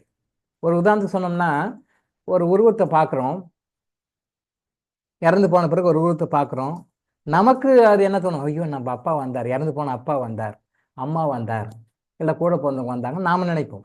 பக்கத்து வீட்டுக்காரன் என்ன நினைப்பான்? அது பேய் வந்ததுன்னு தான் நினைப்பான். நம்ம இறந்தவங்க யாரோ வராங்க, அதை நாம் பார்க்கணும், ஓ அப்பா வந்தார்ப்பா, அம்மா வந்தாங்கப்பா, கூட பிறந்தவங்க யாரோ ஒருத்தர் இறந்தவங்க இருந்தாங்கன்னா அவங்க வந்தாங்க நாம் நினைப்போம். சாமா ஏதோ சொல்ல வந்தாங்க, என்ன தகவல்னு தெரியல, ஏதோ சொல்ல வந்தாங்க, நம்ம ஆங்ஷியஸாக பார்ப்போம். பட் பக்கத்து வீட்டுக்காரன் அவங்க கண்டப்படையணும், ஐயோ பேய் வந்துச்சுப்பா, பேய் பார்த்துப்பான். அவங்களுடைய பார்வையில் பேய், நம்மளுடைய பார்வையில் நம்ம உறவன் இருக்கு. ஒரே உருவம் தான், அதே உருவம் தான், அதே தான் வருது. பட் பார்க்குற பார்வை என்ன? ஏதோ பேய் வந்துச்சின்னு பக்கத்து வீட்டுக்காரன் சொல்லுவான், நம்ம அப்பா வந்தார், அம்மா வந்தார், தாத்தா வந்தாங்க, பாட்டி வந்தாங்க நாம சொல்லுவோம். இதுதான் வித்தியாசம், நாம் எப்படி எடுத்துக்கிறோன்ற வித்தியாசம். அதனால் இறப்பு வீட்டுக்கு போகிறது தவறு கிடையாது. போகணும், வரணும், ஆனர் பண்ணணும், ரெஸ்பெக்ட் பண்ணணும், அவங்களுக்கு இறுதி மரியாதை கொடுக்கணும், அதெல்லாம் ரைட்டு தான். யாரோ சில பேர் அப்படி இருந்தது, அந்த மாதிரி பண்ணதுனால இந்த மாதிரி இந்த உயிர்காவுகள்னு சொல்லுவாங்க, உயிர்காவுகள்லாம் வாங்கினாங்க. அப்போ இறந்தவங்களுடைய மென்டாலிட்டியை பொறுத்து அதெல்லாம் நடந்தது. அவங்களுக்கு இதுக்கு சம்மந்தம் இருக்குது, தான் தனியாக போக விரும்பவில்லை, நான் மட்டும் இறந்து வந்துட்டேனே, இவங்களாம் வரணும்னு நினைக்கிறாங்க. அது ஒரு நெகட்டிவ் எனர்ஜி அனுப்புது. அந்த நெகட்டிவ் எனர்ஜி ஒரு ஆக்சிடென்ட்டாக கிரியேட் பண்ணி அந்த ஆக்சிடென்ட் மூலமாக உயிரை எடுக்கிறது. இதுதான் அதன் பின்னணியில் இருக்கின்ற உண்மை. தெரிஞ்சுக்கோங்கன்னு சொன்னேன். For your awareness. அவ்வளோதான். பட் இறந்தவங்க வீட்டுக்கு போகலாம், தப்பு இல்லை. திரும்பவும் தப்பாக புரிஞ்சிக்காதீங்க, போகலாம், வரலாம். பட் அங்கே போகும்போது நெகட்டிவ் எனர்ஜி கிறிஸ்டல் ரொம்ப சேஃப் கார்டாக எடுத்து அப்சர்வ் பண்ணி டிஸ்டர்ப் பண்ணிடும். போயிட்டு வந்து கிளென்சிங் பண்ணிக்கலாம் சார்.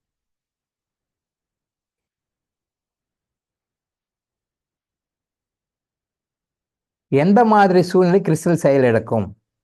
எந்த மாதிரி சூழ்நிலை கிறிஸ்டல் செயலிழக்கும்?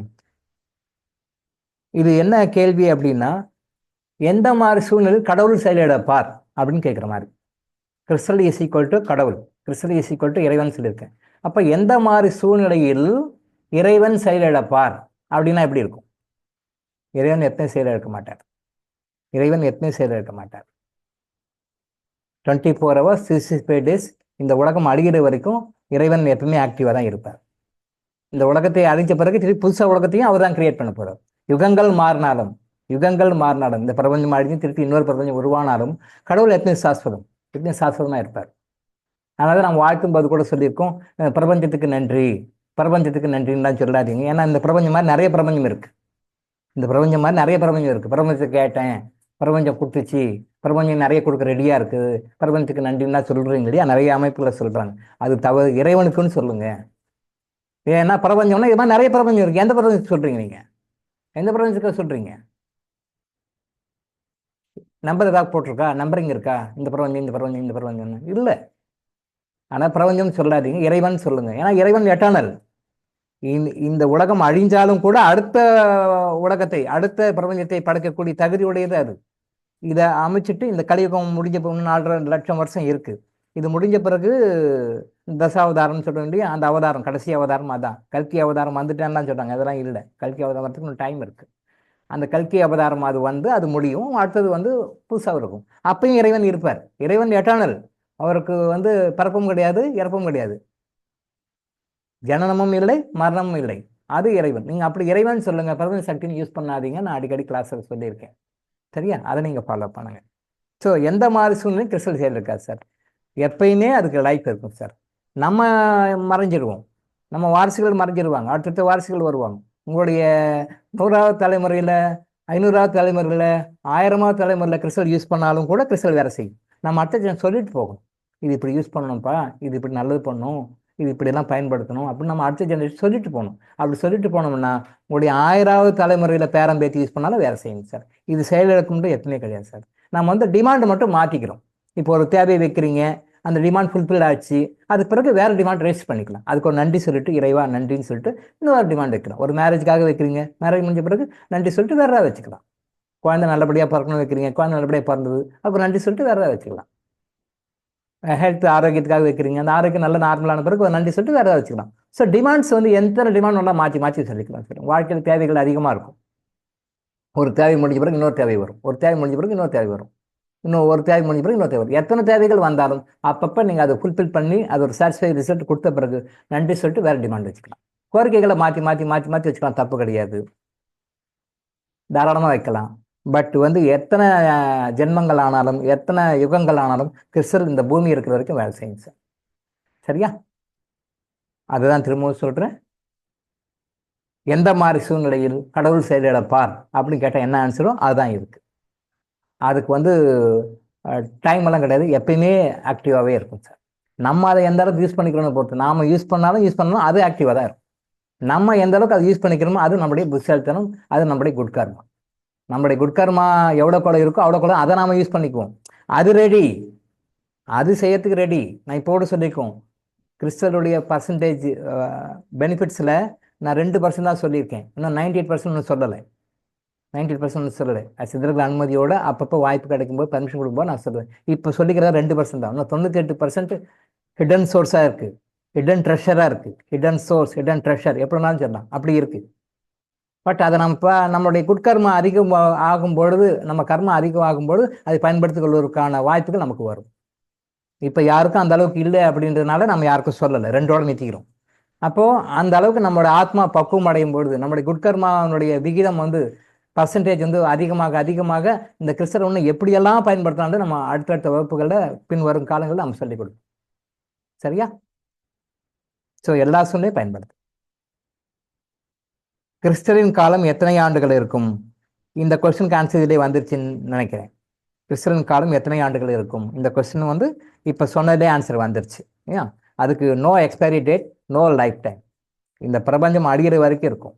இந்த பிரபஞ்சம் அழிகிற வரைக்கும் இன்னும் 4.5 லட்சம் வருடங்கள் இருக்கின்றன. 4.5 lakhs வருடங்கள் இன்னும் இருக்கு. இப்போ தான் நம்ம 5126 இருக்கோம்.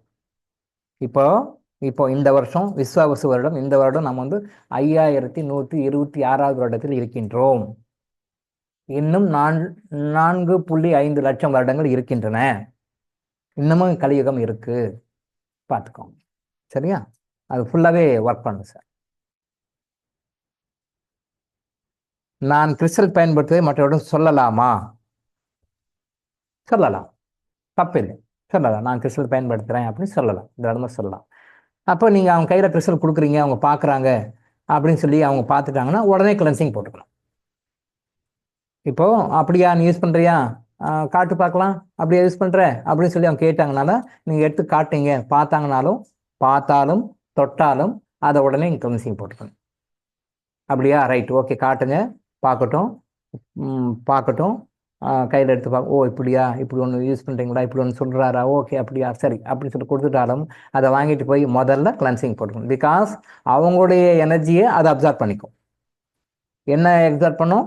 பாசிட்டிவ் பண்ணாது, நெகட்டிவ் மட்டும்தான் பண்ணும். ஏன்னா நெகட்டிவ் அப்சர்வ் பண்ணி டிஸ்போஸ் பண்ணால் ஆட்டோமேட்டிக்காக பாசிட்டிவ் வந்துடும். கிறிஸ்டல் செய்கிற வேலை பாசிட்டிவ் கொடுக்கல, நெகட்டிவ் எடுக்குது. நெகட்டிவ் எடுக்க வேற என்ன வரும்? 2 தான். ஒன்று இது போனால் அது போனால் அது. அமெரிக்காவில் எப்படி கவர்மெண்ட்டு 2 கட்சி தான். ஒன்று இந்த கட்சி வரும்னா அந்த கட்சி வரும். நம்ம இந்தியா மாதிரி மல்டி பார்ட்டி டெமோக்ரஸி கிடையாது. ஒன்று இந்த கட்சி வரும்னா அந்த கட்சி வரும், அவ்வளோதான். வேற யாரும் வரமாட்டாங்க. ஒன்று இவன் வருவான், இல்லை அவன் வருவான். அந்த கட்சி இல்லை இந்த கட்சி, எல்லாம் மாறி வரும். இங்கிலாண்டில் எப்படி அதே மாதிரி தான். 2 கட்சி, இந்த கட்சி வரும்னா அந்த கட்சி வரும், மாறி வரும். வேற யாரும் வர முடியாது. வேற யார் வர முடியுமா? வர முடியுமா? வர முடியாது. இந்த கட்சி வந்தால் ஓகே, அடுத்த எலெக்ஷனில் மாறிடுதான் அடுத்த கட்சி, அடுத்த எலெக்ஷன் மாறிதான். இந்த இரண்டு தவிர வேற எதுவும் சாய்ஸ் கிடையாது. பிரிட்டன்லையும் அப்படிதான். இந்த கட்சி ஜெயிக்கும், தோத்துச்சா அந்த கட்சி, அது ஜெயிச்சா இந்த கட்சி, ரெண்டு தான். இதை தவிர வேற ஆல்டர்னேட் எதுவும் கிடையாது. அதே மாதிரி கிறிஸ்தலை பொறுத்த வரைக்கும் நன்மை தீமை ரெண்டே ரெண்டு தான். குட் கர்மா பேட் கர்மா ரெண்டே ரெண்டு தான். அப்போ உங்களுடைய பேட் கர்மாவை நியூட்ரலைஸ் பண்ணி எடுத்து நெகட்டிவ் எடுத்து ரிலீஸ் பண்ணும்போது ஆட்டோமேட்டிக்காக இது வந்துடும். புதுசாக தனியாக கிரியேட் பண்ண தேவை.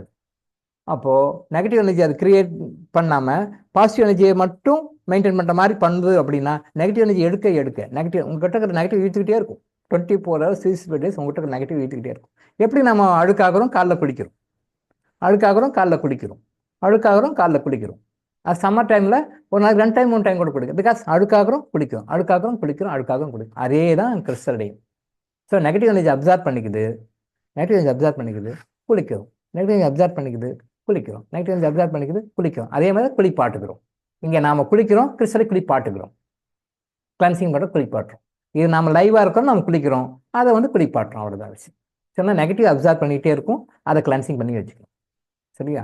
அப்போ இந்தியா மல்டி பார்ட்டின் போது இது எந்த கட்சி ஆட்சிக்கு வரும்னு சொல்ல முடியாது. ஏ கட்சி வரலாம், பி கட்சி வரலாம், சி கட்சி வரலாம், இதெல்லாம் சேர்ந்து ஒன்றா கூட்டிக்கிட்டு ஒரு கட்சி ஒரு கேபினெட்டை ஃபார்ம் பண்ணிக்கலாம். அது இந்தியாவில் இருக்கின்ற போலி ஜனநாயகம். அது ஜனநாயகம் நினச்சிட்டு இருக்கும், அது போலி ஜனநாயகம். இவங்க எதிர்கட்சி அவன் ஆகாதுன்னு பி கட்சி வந்து எல்லாம் ஃப்ராடு, ஏமாத்துறாங்க, ஊழல் பண்ணுறாங்கன்னு சொல்லி சொல்லுவான். சரி, ஃப்ராடு பண்ணுறாங்க, ஊழல் பண்ணுறாங்க, ஏமாத்துறாங்க, ஃப்ராடு பசங்க அப்படின்னு சொல்லி பி சொல்லுவாங்க. சரியா? மெஜாரிட்டி வரலன்னு ரெண்டு பேரும் ஒன்றா சேர்ந்துக்குவாங்க. இது எப்படி ஜனநாயகம்? நம்ம ஜனநாயகம் கொஞ்சம் திங்க் பண்ணி பாருங்க. கட்சி என்ன சொல்லுவோம், பி கட்சி வந்து ரொம்ப ஃப்ராடு, பயங்கர ஊழலே, அதுதான் அவங்க தொழிலே ஊழல் தான், ஆனால் அந்த கட்சி ஓட்டு போடாதீங்கன்னு வாங்க. சரியா? பி என்ன சொல்லுவோம், அதையும் அப்படியே டீட்டெயில்ஸ் சொல்லுவோம், இவங்கெல்லாம் ஊழல், எல்லாம் ஃப்ராட் பசங்க, ஏமாத்துக்கார பசங்க, இவங்கெல்லாம் வந்து ஓட்டே போடாதீங்க இவங்க சொல்லுவாங்க. அப்படியான்னு சொல்லிட்டு ஓட்டு போட்டு என்ன ஆகும், கடைசியில் மெஜாரிட்டி வராது. அப்படியா, நாம் என்ன பண்ணுவோம், நம்மளுக்குள்ள அக்ரிமெண்ட் போட்டுக்கணும், நம்ம 2 பேரும் சேர்ந்து கேபினெட் ஃபார்ம் பண்ணுவோம் அப்படி சொல்லி ஃபார்ம் பண்ணுவாங்க. இது எப்படி இருக்குது ஜனநாயகம்? இதுதான் போலி ஜனநாயகம். உண்மையான ஜனநாயகம் எப்படி இருக்கணும்? யார் வந்து ஹையஸ்ட் ரேஷியோவில் மக்கள்கிட்ட இருந்து ஓட்டு வாங்கி அவங்க தான் வரணும், ஏதோ இருக்கட்டும். அப்போது ஒரு எக்ஸாம்பிள், ரவுண்டாக ஒரு 600 சீட்னு வச்சுக்கோமே, இந்தியாவில் 600 சீட்னு வச்சுக்கோமே. இந்தியாவில் 600 சீட், அது 500 சில்லரை தான் இருக்குது. பட் ஒரு எக்ஸாம்பிளுக்காக 600 சீட்னு வச்சுக்கோங்க. இப்போ 600 சீட்டில் மெஜாரிட்டி கிடைக்கல அப்படின்றதுக்காக எதிரியாக சண்டை பிடிச்சிங்கன்னா ஒன்றா குடிக்கிறான், அப்புறம் ஒன்றா கூடி போயிடுறாங்க. நாமளும் ஜனநாயகம் பற்றி, இந்தியாவில் பற்றி ஜனநாயகம் நாம் சொல்லிக்கிறோம். அது பேர் ஜனநாயகம்? அது அப்படி கிடையாது. அது எப்படி இருக்கணும், உண்மையான ஜனநாயகம் எப்படி இருக்கணும்னா, 600 சீட்டில் வந்து 400 சீட்டு எடுத்தால் தான் மெஜாரிட்டி. ஆனால் 400 சீட்டு மெஜாரிட்டி யாருக்கும் இல்லை, இவங்க ஒன்றா குடிக்கிறாங்க. பட்டு 600 சீட்டில் ஒரு கட்சி ஹையஸ்ட்டாக 250 சீட்டு வாங்கியிருக்கு, அதுதான் மெஜாரிட்டி, அதை தான் கவர்மெண்ட் ஃபார்ம் பண்ண விடணும். இல்லையா? கொஞ்சம் யோசனை பண்ணி பாருங்க. 600 சீட்டு 400 வச்சுக்கோங்களேன். 400 சீட்டு மெஜாரிட்டி வாங்கணும், அவங்க வந்தால் தான் மெஜாரிட்டி. 400 கிடைக்கலன்றதுக்காக அந்த சின்ன இதுங்கள்லாம் எல்லாம் ஒன்றா கூடி, நீ எதிரி நான் எதிரின்னு சொன்னாங்கன்னா ஒன்றா குடிக்குவாங்க, ஃப்ரெண்ட்ஷிப் ஆகிக்குவாங்க. அரசியல் எதிரியும் கிடையாது, நண்பனும் கிடையாது. அரசியலில் எதிரியும் கிடையாது, நண்பனும் கிடையாது, எல்லாம் ஒன்றா சேர்ந்துக்குவாங்க. எல்லாம் ஒன்றா சேர்ந்து ஆட்சி அமைப்பாங்க. அது வந்து நம்ம ஜனநாயகம் நாம் நினச்சிக்கிறோம். அப்படி இல்லையே. அப்போது அதிகபட்சமாக ஹையஸ்ட்டாக யார் வந்திருக்காங்க, ஏதோ ஒரு கட்சி 250 சீட் எடுத்திருக்கு. 600 சீட்டுக்கு 250. பட் மெஜாரிட்டிக்கு 400 இருக்கணும், 150 குறையுது. 150 குறைஞ்சாலும் கூட மெஜராக வந்து மக்கள்கிட்ட ஓட்டு வாங்கியிருக்கிற கட்சி 250 சீட்டு வாங்கியிருக்கு இல்லையா? அந்த கட்சி தான் அரசியலமைப்புக்கு உகந்தது. அதுதான் போய் அரசியலை அமைக்கணும், அரசாங்கத்தை அமைக்கணும், அதான் அமைக்கணும். அது கீழே கம்மியாக இருக்கிறவங்களாம் எதிர்கட்சியாக இருக்கணும். அதான் முறை, அதான் சரியான ஜனநாயகம். ஆனால் நாம் என்ன பண்ணுறோம், அப்படி கிடையாது. எல்லாம் ஒன்றா சேர்ந்துக்குவாங்க, அவன் ஃப்ராடுங்களும் எல்லா ஃப்ராடுங்களும் ஒன்றா சேர்ந்துக்குவாங்க. நாங்களாம் ஒரு கூட்டணி அமைச்சு கூட்டணியாக சேர்ந்துக்கிறாங்க. அதை வந்து எப்படிலாம் ஷேர் பண்ணிக்கலாம். இதான் நடக்குது. இது என்ன ஜனநாயகம்? போலி ஜனநாயகம். அவ்வளோ அறிவாளிகளாக நம்ம இருக்கோம். சரி, அது நமக்கு தேவையான விஷயம். நம்ம உள்ளே வருவோம். நான் கிறிஸ்டல் பயன்படுத்தி மற்றவர்களும் சொல்லலாமா? தாராளமாக சொல்லலாம். பட் அடுத்தவங்க கையில் போச்சுனாலும், அடுத்தவங்க யூஸ் பண்ணாலும் உடனே வந்து கிளான்சிங் பண்ணிக்கலாம், அவ்வளோ. ஏன்னா பிகாஸ் அவங்களுடைய நெகட்டிவ் இதை அப்சர்வ் பண்ணிக்கும். ஏன்னா உங்கள்கிட்ட நல்லா பேசுகிறாங்க, அது வந்து உங்களுக்கு ஆப்போசிட்டாக சொல்லுவாங்களா, உங்களுக்கு ஃபேவராக சொல்லுவாங்களா, என்ன மாதிரி சொல்லுவாங்கன்னு தெரியாது. அவங்களுடைய நெகட்டிவ் எனர்ஜி என்ன இருக்குன்னு அவங்களுக்கு தெரியாது. ஏன்னா அவங்ககிட்ட என்ன நெகட்டிவ் எனர்ஜி இருக்குன்னு உங்களுக்கும் தெரியாது, அவங்களுக்கும் தெரியாது. ஸோ நெகட்டிவ் எனர்ஜி அப்சார்ப் பண்ணிக்கும். அதனால் அந்த மாதிரி யாராவது மற்றவங்க கையில் கொடுத்தோம் பண்ணோன்னா உடனே கிளன்சிங் பண்ணிக்கும். உடனே கிளன்சிங் பண்ணிட்டு அப்புறம் வேறு, ஏன்னா நீங்கள் 2 கிறிஸ்டல் யூஸ் பண்ணீங்க இல்லையா, அப்போது அதை கிளன்சிங்கில் போட்டு வேறு கிறிஸ்டல் யூஸ் பண்ண வச்சுங்க. ஸோ மற்றவங்க கையில் பட்ட கிறிஸ்டலை, மற்றவங்ககிட்ட போகிற கிறிஸ்டலை நீங்கள் கிளன்சிங் பண்ணாமல் திருப்பி அதுக்கு யூஸ் பண்ணக்கூடாது. மாற்றி போட்டுக்கணும். மாற்றி வேறு கிளன்சிங் போட்ட கிறிஸ்டல் எடுத்து யூஸ் பண்ணிட்டு இதை கிளன்சிங் போட்டு எடுத்து. சரியா? ஓகே. இன்னும் 4-5 கேள்விகள் இருக்குது. இதை நம்ம நாளைக்கு பார்த்துக்கலாம். நாளைக்கு டீல் பண்ணிக்கலாம். மணி டைம் ஆகி போச்சு. இன்னைக்கு இதோட நான் முடிச்சுக்கலாம். இது மேட்ச் இருக்கிற கேள்விகளுக்கு நாளைக்கு நம்ம ஆன்சர் பண்ணலாம். சரியா? சரி, பண்ணலாம். If you are willing to adopt our suggestions in your day to day life, நாம் என்ன சொல்கிறோமோ அதை உங்கள் லைஃப்பில் வந்து நீங்கள் ஃபாலோ பண்ணுறீங்க அப்படின்னா நம்ம சொல்லலாம். நீங்கள் ஃபாலோ பண்ண மாட்டீங்க, இந்த காலை வாங்கி காலை விட்டுருவேன், நான் வழக்கம் போல் எப்பயும் மாதிரி இருப்பேன்னா அது நாங்கள் டைம் ஸ்பெண்ட் பண்ண வேண்டிய அவசியம் கிடையாது. மற்ற விஷயங்களை போகலாம். ஏன்னா சப்ஜெக்ட் நிறைய இருக்குது, நாள்கள் குறைவாக இருக்குது, சிலபஸ் நிறையா இருக்குது. ஆனால் நீங்கள் லைஃப்பில் ஃபாலோ பண்ணுவேன், நான் ஆரோக்கியமாக இருப்பேன், நானும் ஆரோக்கியமாக இருப்பேன், மற்றவங்க ஆரோக்கியமாக வச்சுக்குவேன், நீங்கள் வந்து ஒரு உத்தரவாதம் கொடுத்தீங்கன்னா நம்ம அதை கண்டினியூ பண்ணி சொல்லலாம் நிறைய விஷயங்கள். ரைட்டா? சரி, அனைவருக்கும் நன்றி, வணக்கம். நன்றி ஐயா, நன்றி.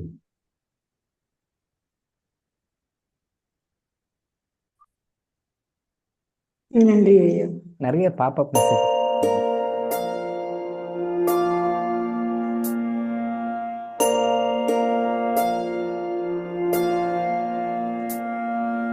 கருவாக்கி உருவாக்கி எனையாண்டு காத்தருளும் இறைவா நன்றி. எங்கும் நிறைந்தோனே, எல்லை இலாதானே, எங்கேயும் எப்போதும் என் குலம் காப்பவனே. நெஞ்சம் துணிய துணையாய் வருவாய், நேர்மறை உணர்வுகள் பெருகிடச் செய்வாய். உடலில் உறுதியை பெரிதாய் தருவாய், உனை உணரும் அறிவை என்னுள்ளருள்வாய். சுற்றமனைத்தும் காப்பவனே, செய்தொழிலில் ஏற்றம் தருபவனே, எடுத்த செயலில் வெற்றி கொடு, என் ஆற்றல் பெருகிட அருளை கொடு.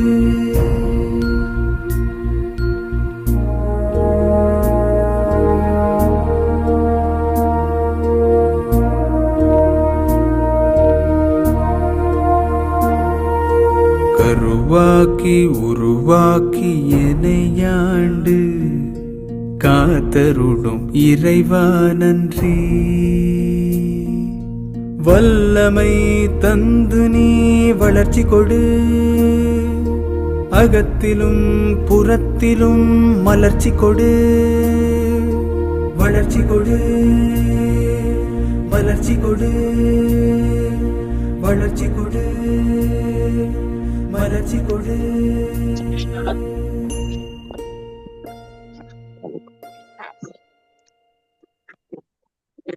நன்றிங்க ஐயா. நன்றிங்க ஐயா. நன்றிங்க சார். நன்றிங்க ஐயா. நன்றிங்க ஐயா. நன்றி. நன்றிங்க ஐயா. நன்றி ஐயா. நன்றி. நன்றிங்க ஐயா. வணக்கம் ஐயா. வணக்கம். வணக்கம். நன்றிங்க ஐயா. Thank you sir. நன்றி.